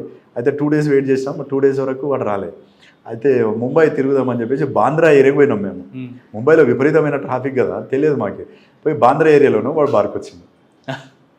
ఆ నుంచి ఇక్కడికి వచ్చే వరకు టైం క్లోజ్ అయింది, మళ్ళీ పోయిండు.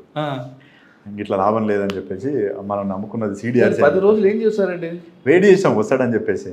ఎందుకంటే మన ఫోన్ నెంబర్ బోర్ అంటే తప్పదు కదా, వెయిట్ చేయాల్సింది. అదే కదా పేషెన్సీ కావాల్సింది మన క్రైమ్లో. అంత అంటే పట్టుకోవాలన్న ఒక జీలు గట్టిగా ఉంది. వానొక్కని పట్టుకుంటే ఎట్టి పరిస్థితిలో తెలిసిపోతుందని మనకు ఉన్నది ఒకే ఒక క్లూ అది. ఇక ఆ తర్వాత ఇది కాదని చెప్పేసి మళ్ళీ వచ్చినాం. CDRs ఇక ఏమైనా చేయాలని చెప్పేసి ఇక్కడ డంప్ అక్కడ డంప్ తీసి డంప్ పెట్టేసి ముంబైది అది కంపేర్ చేస్తే వన్ నెంబర్ వచ్చింది. నెంబర్ కంటిన్యూ ట్రాక్ చేసుకుంటూ మన హైయెస్ట్ CDRs ఎవరున్నాయి ఏం కథ అని చూస్తే వీడు మళ్ళీ ఒక నేపాలీ అతనికి కాంటాక్ట్ ఉన్నాడు. నేపాలీ ఓకే, ఒక నేపాలీ గూర్ఖాకు ఇంకొక కాంటాక్ట్ దొరికింది. జీడిమెట్ల ఏరియాలో ఉంటుండే. ఆ జీడిమెట్ల వాణి పట్టుకుంటే వాడు ఇది మా మామ నెంబర్ సార్, చెన్నైలో ఉంటాడని చెప్పింది. ఆ చెన్నైలో వీనితో వాడిని పిలిపించి దామామ కొంచెం అది ఉందంటే అతను వచ్చింది ఇడికి. ఆ చెన్నైలో ఉన్న వానికి ఈ కమరుద్దీన్ కాంటాక్ట్లో ఉన్నాడు. వీనితో ఫోన్ చేయించినాం. అయితే వాడు వీడిద్దరు కలిసి ఒక థెఫ్ట్ కేసులో జైలుకి పోయారు ఇద్దరు. వాడు చెప్పగానే అయితే అక్కడ పోయిన తర్వాత ఈ పైసలన్నీ అయిపోయినాయి. ఇక తాగి తిరగడమే కదా వీళ్ళ పని. ఒక మంచి ఆ ప్లేస్ చూసినా మంచి బ్యాంక్ ఉంది అంటే ఇక్కడ చెప్తే వానికి డౌట్ వస్తుందని పూణే అని చెప్పించినాం. మనం పూణేలో ఉంది ఆ ఫ్రెండ్స్ వచ్చేయని అన్నాడు. ఫస్ట్ ఎక్కడ కలుద్దామంటే హైదరాబాద్లో కలుద్దాం మనం అని అన్నాడు. ఫ్లైట్లో తిరుగుతారు వీళ్ళు అందరూ, అఫెండర్స్ అందరు కూడా. మంచి టక్ వేసుకొని ఫ్లైట్లో టికెట్ బుక్ చేసుకున్నాడు. అయితే నేను ఎయిర్పోర్ట్లో పనిచేసిన కాబట్టి ఇమిగ్రేషన్ కొంచెం ఇది ఉండే, మన ఆధార్ కార్డు మన దగ్గర ఉంది. ఆధార్ కార్డు డీటెయిల్స్ చెప్తే వాళ్ళు చెప్పేశారు నేను పలానా కింగ్ఫిషర్ ఉండే, కింగ్ఫిషర్లో ఫ్లైట్ బుక్ అయింది, connecting flight Bengaluru to Hyderabad. Night వాడు అక్కడికి 12 o'clock అక్కడ దిగుతాడు. మళ్ళీ కనెక్టింగ్ ఫ్లైట్లో మార్నింగ్ 4:45 హైదరాబాద్లో దిగుతాడు. DSP గారు, CI, నేను ఒక 10 మంది వినవానికి పోయి నన్ను లోపలికి పోమన్నాడు. నాకు అక్కడ కొద్దిగా ఆ లోపల పరిచయాలు ఉండేసి ఇమిగ్రేషన్ బ్లేజర్ వేసుకొని లోపలికి వెళ్ళిపోయినాం. ఆ లాడర్ దగ్గరికి పోయి నిలబడ్డా. మంచి రేబాన్ గ్లాసులు పెట్టుకొని, బ్లూ కలర్ షర్ట్ వేసుకొని, ప్యాంట్ వేసుకొని, టక్ వేసుకొని, ట్రావెల్ బ్యాగ్ పట్టుకొని వస్తుంది సల్మాన్ ఖాన్ లెక్క. పోయి వెనకాల నుంచి పట్టుకోగానే వానికి షాక్ ఇస్తే ఎట్లయితే జలకి ఒక్కసారి పరిశాన్ అయిపోయింది. పట్టుకున్నాను వానే ఫస్ట్ డైరెక్ట్ అతన్ని పట్టుకున్నాను, డైరెక్ట్ రన్వే మీద పట్టుకొని చలో అంటే మేరకు క్యూ పగడే కామోష్ ఆవాప్ అని చెప్పేసి దగ్గర పిస్టల్ ఉంటే చూపించేసి తీసుకొచ్చి ఇంట్రాగేషన్ చేసిన తర్వాత చెప్పేసిండు, మొత్తం చెప్పేసిండు. సార్ అఫెండ్ చేసినాం, बहुत सोना मिला हमारे को, वो पूरा जाने के टाइम पे ऐसा एक बैग इधर और एक कलकत्ताలో ఒక బ్యాగ్ వదిలేసాడు. ఎందుకు? అది కూడా అయితే వాళ్ళు ఏం చేశారంటే మనం ట్రైన్ కూడా ట్రాక్ చేసాం, వీళ్ళు వెళ్ళిపోతున్నప్పుడు ఏ ట్రైన్ ఎక్కిరని చెప్పేసి. అక్కడ కలకత్తా పోలీస్కి చెప్తే ఆ ట్రైన్ కంటే ముందు, కలకత్తా కంటే ముందే డ్రాప్ అయ్యారు వీళ్ళు. డ్రాప్ అయినప్పుడు అన్ని రైల్వే స్టేషన్ అలర్ట్ చేశాం కదా, వాళ్ళు ఏం చేశారంటే ఎక్కడెక్కడైతే ముందు డ్రాప్ అవుతారో ఆ రైల్వే పోలీస్ బాగా యాక్టివ్ ఉన్నారు. చూసి వీళ్ళు పోలీసుని చూసి దిగే బ్యాగులు అని కూడా చెప్పేసాం, మనం పెద్ద బ్యాగ్స్ ఉండొచ్చు వాళ్ళ దగ్గర. ఆ బ్యాగ్లో ఎమ్మటి పడితే ఒక బ్యాగ్ వదిలేసి పారిపోయారు, ఇంకా 3 బ్యాగులు అక్కడ మిగిలినాయి. అచ్చా అని చెప్పేసి మళ్ళీ తర్వాత పోయి అక్కడ వాళ్ళు కూడా డిపాజిట్ చేశారు, అది బ్యాంక్ నుంచి రికవర్ చేసుకున్నాం. ఆ తర్వాత ఇక్కడ ప్లాన్ చేసినాం, ఇక పూణే ఆల్రెడీ అఫెన్స్ ప్లాన్ చేసినాం కదా, కమరుద్దీన్ తోటి వాళ్ళందరికీ ఫోన్ చేపించి, రిజావుల్ షేక్ గారికి, బదరుద్దీన్ షేక్కి, వీళ్ళందరికీ ఫోన్ చేపిస్తే వాళ్ళందరూ కూడా ఓకే మేము వస్తాం అక్కడికి అని చెప్పేసి చెప్పారు. కానీ రావట్లేదు, అంత ఈజీగా ఎవరు నమ్మట్లేదు. ఇట్లా కాదని చెప్పేసి చామల వెంకటేష్ సారు, నేను, మన శ్రీనివాస్ నాయుడు సారు, వీళ్ళు బాగా యాక్టివ్ సార్. వాళ్ళు విపరీతం ఎంకరేజ్ చేసేవాళ్ళు, అసలు క్రైమ్ చేస్తున్నానంటే. పోయినాం అప్పుడు, పోయేసి అక్కడే స్టే చేశాం. ఇక జార్ఖండ్ పోయినాం. జార్ఖండ్ పోయి అక్కడ ఇక్కడ నుంచి ఇక్కడ కొంతమంది అరటి దుకాణంలో వీళ్ళు మార్కెట్ వాళ్ళు ఉంటారు కదా, వీళ్ళు ఇక్కడ నుంచి అక్కడికి పప్పులు సప్లై చేస్తారు. అక్కడ ఒక మార్కెట్ అతన్ని పట్టుకున్నాం. ఆయనకి రాజ్మహల్ అని ఒక ఏరియా ఉంటుంది, ఆ రాజ్మహల్ ఏరియాలో వీళ్ళు అక్కడ పల్లెల్ని టోలాస్ అంటారు. మనం ఇక్కడ పల్లె అంటాం కదా, పలానా మామిడి పల్లె అని, ఈ పల్లి ఆ పల్లి అంటాం కదా, అక్కడ టోలాస్ అంటారు. టఫ్ టోలా అని విలేజ్లు ఉంటాయి. ఈ టఫ్ టోలలో 3 అఫెండర్స్ ఉంటారు. ఆ ఇండ్లన్నీ చూసుకున్నాం. పైగా చూసుకున్న తర్వాత వచ్చి ఆ పప్పు మిల్లులో ఉండాలి నైట్. అక్కడ స్టే చేసినాం, 15 days అట్లా స్టే చేసినాం. అలా ఏరియా అన్నీ గుడిసెలు మొత్తం చాలా ట్రై చేసినాం. ఆ గంగా నదిలో ఒక నైట్ పోయి ఆ రాజ్మహల్ ఏరియాలో అంబుష్ వేసుకుని ఉన్నాం. అక్కడ ఒక దగ్గర జల్సా అవుతుంది, ఆ జల్సా ఏరియాలో వస్తారని చెప్పేసి. మనకు ఈ అఫెన్స్ మొత్తంలో కూడా మాకు లక్ ఏంటంటే అక్కడ విజయలక్ష్మి మేడం అని మన ఏపీ మేడం, ఐపీఎస్ మేడం ఉండే అక్కడ, ఇక్కడ జార్ఖండ్లో. మేడం అప్పుడు ఎస్బీలో ఉండే. మేడం పోయి కలిసినాం.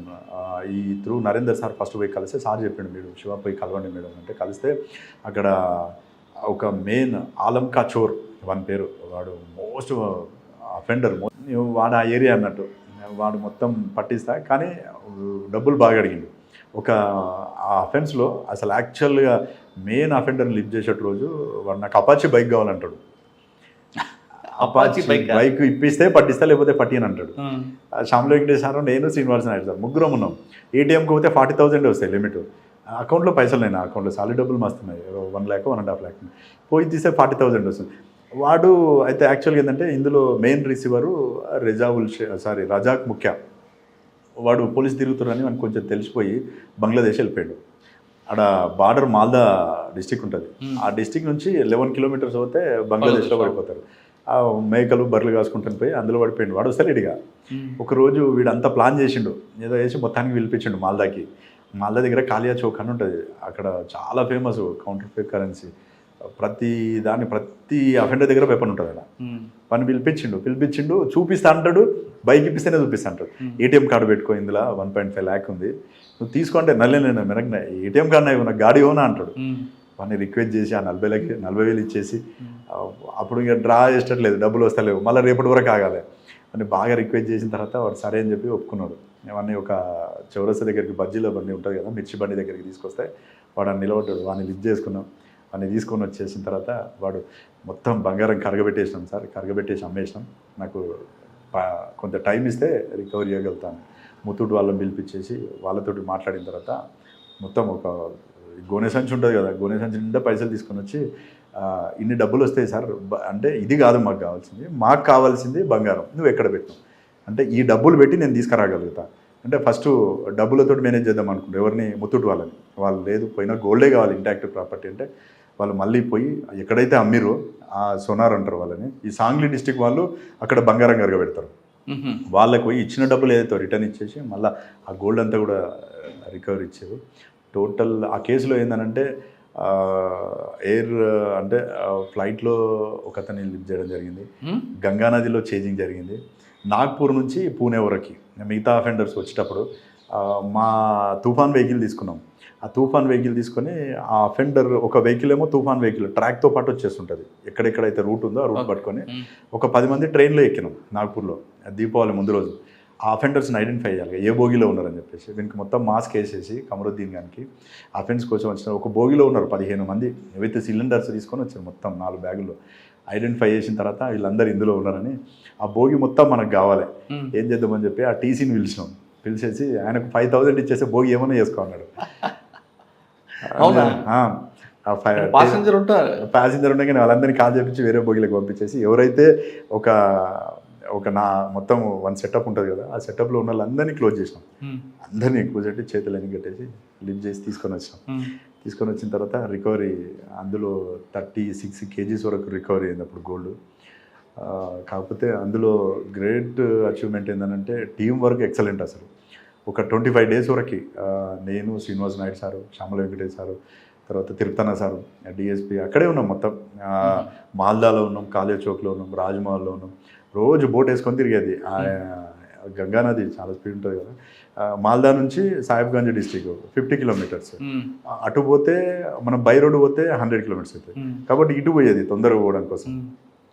ఆ విధంగా ఇన్ఫర్మేషన్ కలెక్ట్ చేసి కాకి మూవీ చూస్తే ఈ ఆపరేషన్ కాకి మూవీ చాలా చిన్నది, ఇది చాలా పెద్ద ఆపరేషన్ అనిపించింది. సార్ దీంట్లో చాలా ఖర్చు అయింది కదా, ఖర్చును ఎవరు భరించారు? యాక్చువల్గా మొత్తం అప్పుడు వాడిన దానికి ఫస్ట్ నేను పెట్టుకున్నాను టోటల్ అమౌంట్ దాదాపు 3.5 lakhs.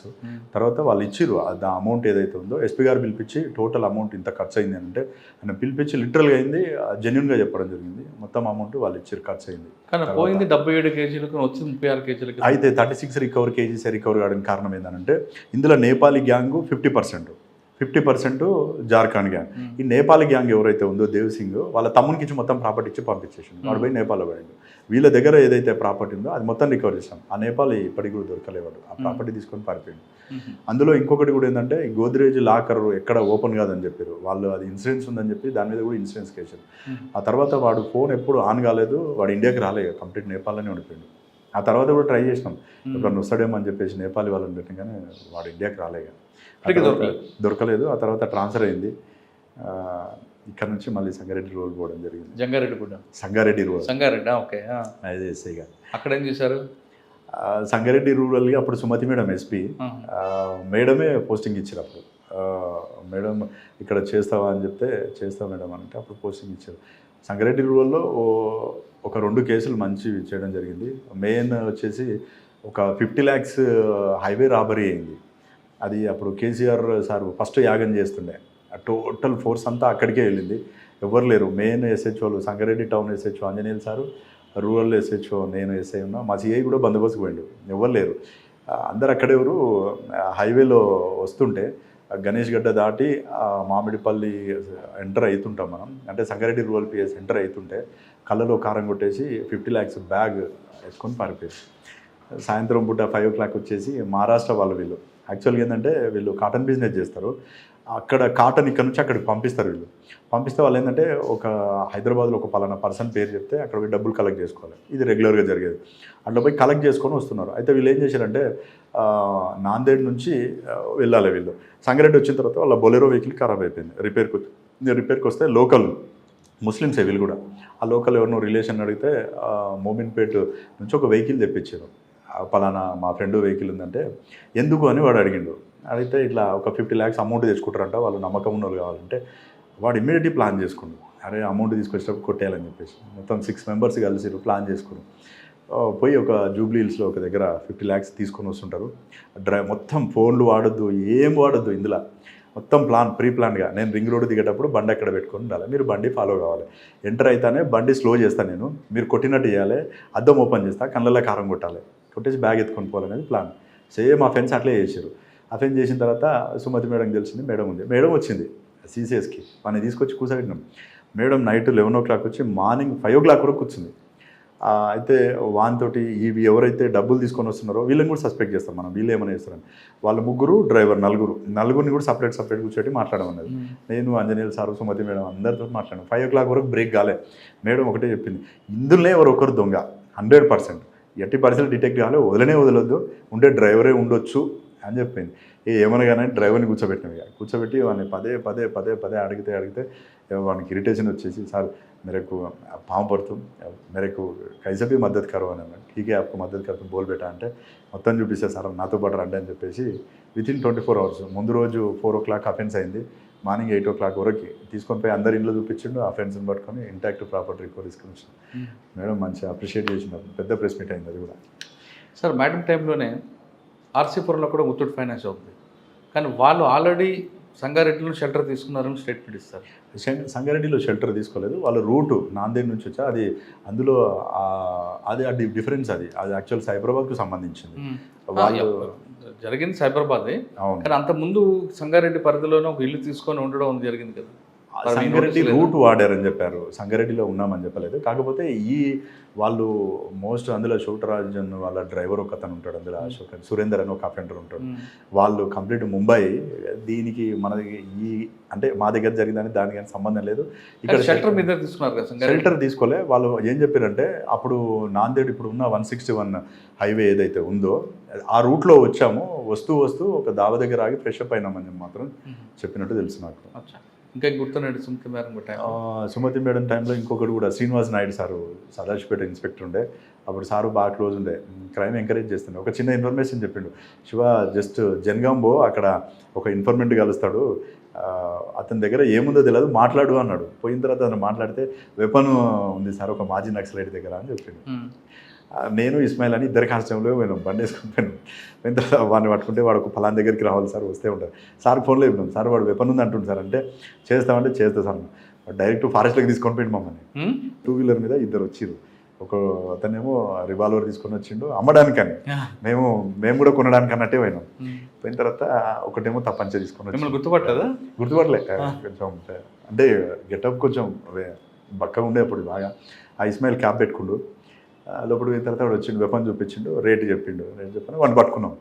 వాడే మాజీ నక్సలైట్, ఇద్దరమే ఉన్నాం. ఇంకోటి బండి మీద వచ్చాడు పారిపోయాడు.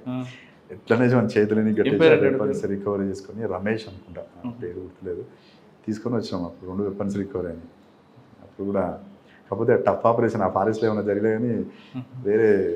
సార్ సంగారెడ్డి సీసీఎస్ నుండి సంగారెడ్డి రూరల్ తర్వాత ప్రమోషన్ 2017లో ఇన్స్పెక్టర్ ప్రమోషన్ వచ్చింది. అక్కడ నుంచి అప్పుడు Stephen sir Gajwel rural circle ఇన్స్పెక్టర్కి ఇచ్చారు. ఎవరు? స్టిఫెన్ సార్ ఐజీ గారు ఉండే సార్, గజ్వేల్ రూరల్ సిఐగా పోతామంటే పోతా సార్ అంటే అప్పుడు అక్కడికి పంపించారు. అక్కడికి పోతానే అప్పుడు మాకు మేజర్ వర్క్ ఏంటంటే కొండపోచమ్మ ప్రాజెక్ట్ స్టార్ట్ అయింది. పోయిన నేను జనవరిలో రిపోర్ట్ చేశాను, మార్చి నుంచి వర్క్ స్టార్ట్ అయింది. అక్కడ అప్పుడే గీతలు గీసి వర్క్ స్టార్ట్ అయింది. ఆడ మొత్తం 5 విలేజ్లు ఉంటాయి. ఆ 5 విలేజ్లతోటి రోజు ల్యాండ్ అక్విజిషన్ ఫుల్ ఫైటింగ్గా, పబ్లిక్ తోటి ల్యాండ్ అక్విజిషన్ చేయాలని చెప్పేసి రెవెన్యూ వాళ్ళు రావడం, మేము పోవడం, అట్లా ఫైటింగ్ అవుతుండే. మేజర్ వర్క్ అది. దాంతోపాటు సీఎం గారు ఫామ్ హౌస్ ఉంటుంది మర్కూక్ పిఎస్ నుంచిలో, బందోబస్తులు కూడా బాగుంటున్నాయి. ఆ టైంలో ఆ వర్క్ బాగా కొంచెం అది హేస్టిక్ డ్యూటీ ఉండే. అదే టైంలో మల్లన్న సాగర్ స్టార్ట్ అయింది. ఫస్ట్ మహేందర్ సార్ ఏసీపీ ఉండే, ఆ తర్వాత పి నారాయణ సార్ వచ్చిండరికి. నారాయణ సారు బాగా ఓపిక సార్కి, టఫ్ ఆఫీసర్ సార్ కూడా. అక్కడ మార్నింగ్ 7 o'clock పోతే నైట్ 12 o'clock వరకు బందోబస్తులనే ఉండాలి. గజ్వేల్ అప్పుడు 2 ప్రాజెక్టులు ఇది సిమిలర్గా నడుస్తుండే. కాకపోతే మంచి ఆఫీసర్స్ అప్పుడు వాస్తవంగా నారాయణ సార్ ఏసీపీ గారు, జోయల్ సార్ మా సిపి గారు, ఎవరన్నా జోయిల్ డేవి సారు ఫుల్ సార్, మంచి లీడర్షిప్ క్వాలిటీస్ ఉంటాయి. ఎంత కష్టమైనా సరే మంచి ఎంకరేజ్ చేస్తుండే సార్. మనం ఉదయం నుంచి సాయంత్రం డ్యూటీ చేసినా ఇంకా చేయాలన్నంత ఇది ఉంటుండే.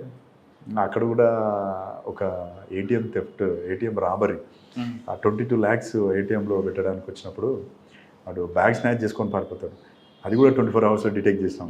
నేను మా 4 ఎస్ఐలం కూర్చొని ప్లాన్ చేసుకొని ఇంటాక్ట్ ప్రాపర్టీ రికవరీ జరిగింది. అది కూడా మంచి. ఓకే, గజ్వేల్ తర్వాత ఎక్కడికి వచ్చారు? గజ్వేల్ తర్వాత అక్కడ నుంచి కొండాపూర్ సిఐకి ఇచ్చారు. ఓకే, కొండాపూర్ అంటే ఇప్పుడున్న మన ఇక్కడ కొండాపూర్ సిఐ 1.5 years చేయడం జరిగింది. అక్కడ 1.5 years. సార్ కొండాపూర్లో మీరు పనిచేసిన టైంలో మీకు బాగా గుర్తుండిపోయిన కేసు? కొండాపూర్లో యాజ్ ఏ సిఐగా ఉన్నప్పుడు ఒకసారి అప్పుడు సంగారెడ్డి టౌన్ ఎస్హెచ్ఓ, ఇప్పుడు సిఐగా ఉన్న వెంకటేష్ ఎస్హెచ్ఓ ఉండే. పటంచెరులో మా బ్యాచ్మెంట్ పుల్లూరు నరేష్ ఉండే. అయితే ఒకరోజు ఏమవుతుందంటే నైట్ టైంలో గణేష్ గడ్డ ఉంటుంది. ఆ గణేష్ గడ్డ దగ్గర దాబా ఉంది మనకు, పరివార్ దాబా అని. ఆ దాబా ఆపోజిట్లో కొంచెం చిన్న చిన్న గుడిసెలు ఉంటాయి. అక్కడ ఆ గుడిసెల్లో కొంతమంది డ్రైవర్స్ అదర్ స్టేట్ నుంచి అటువంటి లారీలకి గైడ్ చేయడం కోసం అక్కడ పడుకుంటారు వాళ్ళు. ఆ డ్రైవర్స్ వచ్చి సిటీలో ఎక్కడికైతే తీసుకుపోవాలనో వాళ్ళని లేపితే వాళ్ళు డ్రైవింగ్ చేసుకుంటూ వీళ్ళని తీసుకొని వెళ్తారు. అట్లా ఒక 2 వ్యక్తులు అక్కడ పడుకొని ఉన్నారు డ్రైవర్స్. ఒక 2 అఫెండర్స్ ఏం చేస్తారు, పెద్ద వేటకోడలు ఉంటుంది. వీళ్ళు ఏంటంటే ప్రీవియస్ కూడా మర్డర్ కేసులో ఉన్నవాళ్ళు.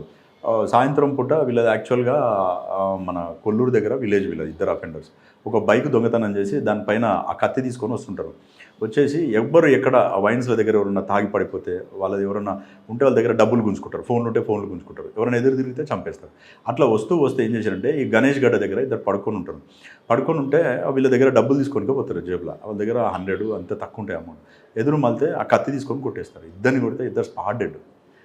అయిన తర్వాత అటు నుంచి ఏం చేస్తారు, ఇస్మాల్ ఖాన్పేట్ నుంచి సంగారెడ్డిలోకి ఎంటర్ అవుతుంటారు. ఆ పైసలు వాళ్ళ దగ్గర 100-200 దొరుకుతాయి, సరిపోవు అని చెప్పేసి సంగారెడ్డి టౌన్లోకి వస్తుంటే, సంగారెడ్డి టౌన్లో వైకుంఠపురం టెంపుల్ ఉంటుంది. ఆ టెంపుల్ దాటి కొంచెం ముందుకు వస్తుంటే ఒక ప్రైవేట్ ఎంప్లాయీ, తోషిబాలో పనిచేసే ఒక ప్రైవేట్ ఎంప్లాయీ నైట్ షిఫ్ట్ అయిపోగొట్టుకొని అతను కులబ్గురు అని విలేజ్ ఉంటుంది, ఆ సంగారెడ్డి టౌన్లో బస్ స్టాండ్లో దిగి నడుచుకుంటూ పోతుంటాడు. నైట్ 1:32 టైంలో దిగిపోతుంటే వీళ్ళు అటు నుంచి బండి మీద వస్తుంటారు. వీడు ఒక్కడే పోతున్నాడు కదా అని చెప్పేసి వీనితో మాట్లాడి దాన్ని డ్రాప్ చేస్తామని ఎక్కించుకుంటారు. ఎక్కించుకొని కొంచెం దూరం పోతారు. పోయిన తర్వాత వీనితోటి జేబులో డబ్బులు గుంజుకొని పోతే వాడు కొంచెం రిటాలియేషన్ టైప్ ఇచ్చేవరకు కిందేసి చంపేస్తారు. చంపేసి ఆ పక్కన చిన్న కాలువ ఉంటుంది, ఆ కాలువలేసి ఆ చెత్త అదంతా తీసి అంటుపెట్టేసి వెళ్ళిపోతారు. అక్కడి నుంచి పోతూ మన దగ్గర నా ఏటీఎం కార్డు అవన్నీ గుంజుకొని ఏటీఎంకు ట్రై చేద్దామని చూస్తారు, డబ్బులు డైరెక్ట్ వస్తాయి అనుకుంటారు. అయిన తర్వాత ఒకటే రోజు 3 మర్డర్లు అవుతాయి. ఐజీ గారు ఏం చేశారు, అప్పుడు direct Sangareddy DSP Sitareddy sir, అప్పుడు డిఎస్పీ గారు సార్కి ఫోన్ చేసి మీరు ఏం చేస్తారో జర ఈ కేసు డిటెక్ట్ చేయాల్సిందే, వదిలితే కానీ సీరియస్ వార్నింగ్ చేయడం జరిగింది. సార్ ఏం చేసిండు, అందరిని పిలిచి 2 టీములు తయారు చేసిండు. సంగారెడ్డి టౌన్ ఎస్హెచ్ఓ వెంకటేష్, తర్వాత శ్రీధర్ రెడ్డి సదాశివపేట, అండ్ మన సంగారెడ్డి రూరల్ సిఐ శివకుమార్, ఇప్పుడు సిసిఎస్లో మా బ్యాచ్ ఉంటే నన్ను 4 పిలిచేసి ఒక టీం తయారు చేసిన. అందులో శ్రీధర్ రెడ్డి, శివ ఒక బ్యాచ్, టౌన్ వెంకటేష్, నేను ఒక బ్యాచ్. మేము డివైడ్ చేసుకున్నాం, ఎవరు ఏరియా చూద్దామని చెప్పి ప్లాన్ చేసుకొని వాళ్ళ రూట్లో వాళ్ళు వెళ్ళిపోయారు. మేము ఎక్కడైతే సంగారెడ్డి టౌన్ అఫెన్స్ అయిందో అక్కడ నుంచి స్టార్ట్ చేస్తామని చెప్పేసి ఫస్ట్ సీన్ స్టార్ట్ అయినప్పటి నుంచి చూసుకుంటూ టౌన్లోకి ఎంటర్ ఎవరి కెమెరా చెక్ చేసుకుంటూ అలా పోతుంటే అది ఏమవుతుందంటే sweet heart hotel ring road కాడికి వచ్చి ఆగిపోయింది. వాళ్ళేమో ఆల్ ఆఫెన్స్ అక్కడ నుంచి టౌన్లోకి సిటీలోకి వాళ్ళు చూసుకుంటూ వెళ్ళిపోయారు. అక్కడ నుంచి వచ్చిన తర్వాత ఎన్ని రూట్లు ఉన్నాయి, ఎక్కడ పోయి ఉంటాడు. అయితే మాకు పరివార్ కాడ ఒక క్లూ ఏమొచ్చిందంటే సీసీ కెమెరాలో వాడు అందులో ఒకటేదో పాన్ పరగ ఏదో కొనుక్కోవడానికి అందులో పోయినప్పుడు వన్ ఫేస్ కొంచెం ఫోటో వచ్చింది. ఆ ఫోటో తీసుకొని వెహికల్ పోయిన రూట్లో ఎన్ని విలేజ్ అన్ని రూట్లు తిరుగుకుంటూ ఇక్వై కాలేజ్ దగ్గరికి పోయిన తర్వాత ఆ బండి ఒక దగ్గర కనిపిస్తుంది, పెద్ద ఎఫ్జెడ్ వెహికల్ ఉంది. అది ఈ వెహికల్ ఎవరిదై ఉంటుంది అని వెరిఫై చేస్తున్నాం. ఆ ఏరియాలో స్టూడెంట్స్ ఉంటారు కదా, అక్కడ ఏమైనా దొంగతనం చేసిరేమని. లక్ ఏందనంటే అక్కడ తిరుగుతుంటే ఈ టైప్ ఆఫ్ వెహికల్ ఒకటి దొంగతనం అయింది అని చెప్పేసి శంకర్పల్లి పోలీస్ స్టేషన్లో కేసు రిజిస్టర్ అయింది. ఎవరు దొంగతనం చేశారో తెలియదు. అయితే మా టీంలో అప్పుడు లక్ష్మారెడ్డి అని ఒక ఎస్ఐ ఉండే, ఆ పిల్లగాంది ఇక్కడ శంకర్పల్లి పక్కన గాజులగూడెం విలేజ్. ఆ కేసు వచ్చేసి మధ్యాహ్నం టైంలో ఒక దగ్గర లంచ్ చేద్దామని ఒక దాబా దగ్గరికి పోయినాం. అక్కడ లంచ్ చేస్తుంటే ఈ గాజులగూడెం విలేజ్ వాళ్ళు వచ్చారు ఆడికి. వస్తే ఈ లక్ష్మారెడ్డి ఏం చేసిండు, ఆ ఫోటో తీసుకొని పోయి ఎందుకు వచ్చిర్రు ఏదంటే పలానా మర్డర్ కేసులో తిరుగుతున్నాం బాగా అంటే, అవునా మరి ఇక్కడేం పని అంటే ఈ ఫోటోని ఐడెంటిఫై చేస్తామని జస్ట్ ఆ ఊరు అతనికి చూపించిండు. అరే వీడు ఈ పక్క విలేజ్ అవుతాను కదా, వీడు వాని కొడుకు అని అన్నాడు. ఐడెంటిఫై చేసిండు వాడిని ఐడెంటిఫై చేస్తేనే అమ్మ అని చెప్పేసి ఊపిరి పీల్చుకొని ఇక డైరెక్ట్ ఆ ఊరికి పోయి వాడిని లిఫ్ట్ చేసినాం. వాడిని లిఫ్ట్ చేస్తే వాడి బాబాయ్ పేరు చెప్పాడు. వాడిని లిఫ్ట్ చేసుకొచ్చి ఇంటరాక్షన్ చేస్తే 3 మర్డర్లు ఒకటే నైట్ చేశారు.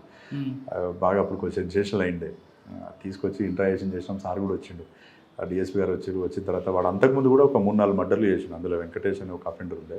వాడు ఇంతకుముందు కూడా కళ్ళు కాంపౌండ్లో కాడ లేడీస్ కళ్ళు దాపిన తర్వాత అన్కాన్షియస్ పోతే వాళ్ళని చంపేసి వాళ్ళ దగ్గర కడాయాలు అవన్నీ ఉంటే గుంజుకొని పోతారు. వాడు అంతకుముందు జైలుకు పోయేసి వచ్చిండు. సార్ అటువంటి వాడిని మీరు కంప్లీట్గా కన్విక్షన్ తీసుకొచ్చారా? కంప్లీట్ తీసుకొచ్చాం. కంప్లీట్ వాడు ఏదైతే కన్విక్షన్ వచ్చిందా, కన్విక్షన్ అది ట్రయల్కి రానట్టుంది కేసు. ఇంకా వెంకటేష్ అందులో అయ్యో ప్రజెంట్ సిఐ సేమ్ అట్లాంటి అఫెన్స్ ఒకటి నేను జైరాబాద్ రూరల్ ఎస్ఐ ఉన్నప్పుడు జరిగింది. ఇక్కడ మార్వాడీస్ ఎక్కువ ఉంటారు. ఆ మార్వాడి వాళ్ళు ఏం చేశారంటే వీళ్ళు రెగ్యులర్గా ఈ జీరో మాల్ అంటారు, ఏదైతే సీడ్స్ ఉంటాయి కదా ఆ గింజల్ని అదర్ స్టేట్స్కి పంపిస్తారు.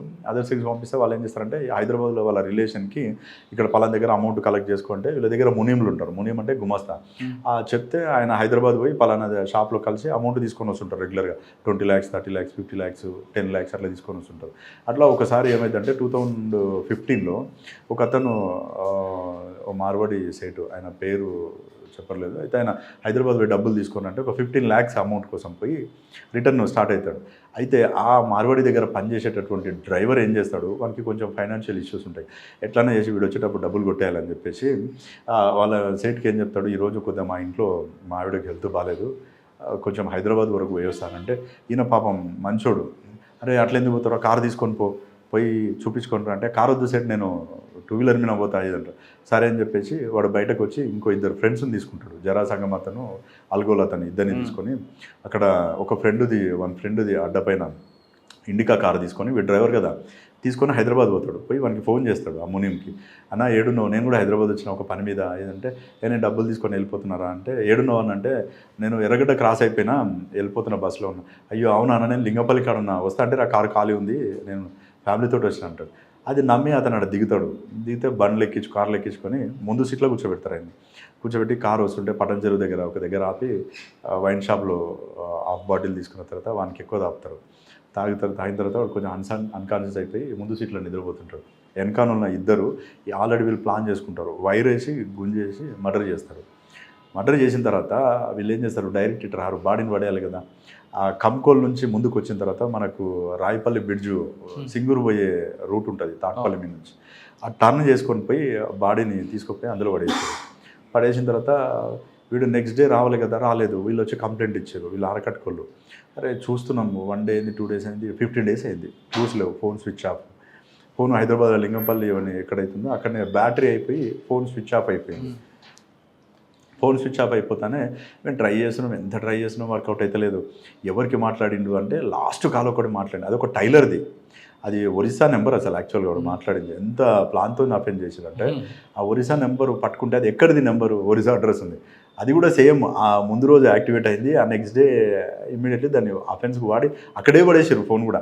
ఎందుకైనా మంచిది, దాని లొకేషన్ అంతా తీస్తే అది ఎక్కడ సిమ్ ఇచ్చారు ఏం కదా అని డెప్త్ పోయినాం. అసలు డెప్త్ అయితే అది అలుగులో యాక్టివేట్ అయింది సార్ అని చెప్పారు. ఆ టైలర్ గారిని పట్టుకుంటే ఈ పలానా ఉంది సార్, ఇది వీడు తీసుకున్నాడు, ఈ లేబర్ది తీసుకున్నంటే వాడిని తీసుకొచ్చి ఇంట్రాక్షన్ చేస్తే 15 days తర్వాత 15 lakhs ఇంటాక్ట్ రికవరీ అని, ప్లస్ అందులో ఏంటంటే అప్పటికి బాడీ మొత్తం అందులో పడితే ఈ చేపలు అవన్నీ గుర్తి డీకంపోజ్ చేసుకొచ్చింది. అప్పుడు వాడు కన్ఫ్యూజ్ చేస్తే అక్యూడ్ ద్వారా బాడీ ఐడెంటిఫై చేసి ఇమీడియట్లీ వాళ్ళని అరెస్ట్ చేయడం జరిగింది. ఎక్సలెంట్ కేసు, అది కూడా ఇంటాక్ట్ ప్రాపర్గా. కొండాపూర్గా జైరబద్రులో ఎస్ఐగా ఉన్నప్పుడు అప్పుడు ఆ మారోడైనా చెప్పిండు, సార్ అసలు నా కొంప గొల్లేరు అయిపోయేది, ఎందుకనంటే మేము మా ఇంట్లో లేడీస్కి వాస్తవంగా ఫంక్షన్లకు పోయేటప్పుడు గోల్డ్ వేసుకొని వెళ్తారు సార్, ఈ ప్రవీణ్ డ్రైవరు అని పేరు, వీడిని నమ్మి పంపిస్తాం సార్, మాన్ ప్రాణం పోయింది నేను వీడిని నమ్ముకోవడం వల్ల, ఒక అఫెండర్ నెంబర్ పెట్టుకొని తిరిగినని పాపం చాలా బాధపడ్డాడు ఆయన వాస్తవంగా. కాకపోతే వాడిని ట్రేస్ చేయడం ద్వారా ఏంటంటే మేము కూడా ఒక మంచి అఫెండర్ పట్టుకున్నాం, కానీ ఒక 15-20 days వరకు ఎందుకు పట్టుకోలేకపోతున్నాం అనేది ఒక ఎక్కడో ఒక డౌట్, ఏదో మిస్ అవుతున్నాం, ఏదో పోయిందే మళ్ళీ సీన్కి పోవడం, డెడ్ బాడీ దగ్గర తిరగడం, ఎక్కడ మిస్ అయింది ఇక్కడ మిస్ అయిందా, తిరిగిందే రాత్రిపూట పోవడం, ఎక్కడ ఫోన్ స్విచ్ ఆఫ్ అయింది సార్. మీ సర్వీస్లో చాలా కేసులు చేస్తారు కదా, ఇప్పటికీ చేయలేను మన పెండింగ్ కేసు ఉందా యూఏ కేసు? అట్లాంటి ఫీలింగ్ అయితే ఏం లేదు. దాదాపు నాకు వచ్చిన మ్యాక్సిమం ట్రేస్ అవుట్ చేసిన. ఎంతవరకు పోతామంటే ఒక కేసులో అయితే తెలంగాణ ఉన్నటువంటి సర్పంచ్ల అందరి నెంబర్లు తీసుకున్నాం. పంచాయతీరాజ్ డిపార్ట్మెంట్ కమిషనర్కి లెటర్ రాసి 12,605 మంది సర్పంచ్లు ఉంటారు తెలంగాణలో, అందరిని పెట్టి అందరికీ ఫోన్లు చేసినాం. ఆ కేసు దాంట్లో అన్నౌన్ పెండింగ్ లేవు, 1-2 ఏదైనా ఉండొచ్చు, అంత ఇంపార్టెంట్ కాదు. లేవు సెన్సేషనల్ ఎక్కడ లేవు. ఆ నుంచి మళ్ళీ సంగారెడ్డి రూరల్ సీఏగా పోయినా, రూరల్ సీఏ 2 years చేసిన. ఎలక్షన్ కోడ్లో అక్కడ నుంచి మూమెంట్ పెట్టిస్తే అప్పుడు కొంచెం మదర్ హెల్త్ ఇష్యూ ఉండే, నాకు పోస్టింగ్ వద్దని రిక్వెస్ట్ చేస్తే ఎస్బీ ఇచ్చారు, సంగారెడ్డి ఎస్బీ ఇచ్చారు. ఇక్కడికి రావడానికి 3 months ముందు వరకు కూడా సంగారెడ్డి ఎస్బీలో ఉన్నాను. తర్వాత ఇక్కడికి వచ్చాను, తర్వాత 3 months అయింది ఇక్కడికి వచ్చి సెప్టెంబర్లో. సార్ ఇక్కడ రాగానే మీకు ఫస్ట్ కేసు ఇన్విటేషన్ వచ్చింది. అవును, డబాలో బస్సులో బంగారం మాయం. ఆ లీడ్ మీకు ఎక్కడ దొరికి? కంప్లైంట్ రావడం వేరే విషయం, లీడ్ ఎక్కడ వచ్చింది? అందులో లీడ్ అని అంటే ఫస్ట్ ఆ రోజు 9 o'clock 27th రోజు 9 o'clock వచ్చి రిపోర్ట్ చేసిన. నేను రిపోర్ట్ చేసిన కరెక్ట్ 1 hourకే మా చిరాకు వేసే కంప్లైంట్ తీసుకొని వచ్చిండు. సార్ 3 kgs గోల్డ్ పోయిందంట సార్ నైట్. అబ్బాయి నో ప్రాబ్లం అయితే కానీ ఫస్ట్ సీన్ చూద్దాం ఏం కాదులే అని చెప్పేసి డిఎస్పీ గారికి ఫోన్ చేశాను. డిఎస్పీ గారికి రామ్మోహన్ రెడ్డి సార్ కూడా చాలా royal officer. Immediately no problem show ఏం చేద్దాం అంటే ప్లాన్ చేసుకుంటాం సార్ అన్న. ఓకే రైట్ అన్నాడు. ఏం చేద్దాం అంటే సార్ కూడా వచ్చేసింది ఇమీడియట్లీ. వస్తానే సారు అందరం కలిసి సీన్ ఆఫ్ అఫెన్స్ పోయినాం. ఫస్ట్ మనం చేయాల్సింది ఏంటంటే టీమ్స్ ఫామ్ చేసుకున్నాం. ఒకరు సీసీ కెమెరా చూడాలి, అసలు ఒకవేళ వెహికల్ ఐడెంటిఫై అయితే ఏం చేయాలి, ఒకరు వెహికల్ ఎట్లా వచ్చింది, అసలు వాడు రెగ్యులర్గా వస్తే వీడు చెప్పేది నిజమా కాదా, ఒక టీం వానితో మాట్లాడాలి. ఫస్ట్ ఏమనుకుంటారంటే 3 kgs గోల్డ్ పోయిందనగానే కంప్లైంట్ని సస్పెక్ట్ చేస్తారు.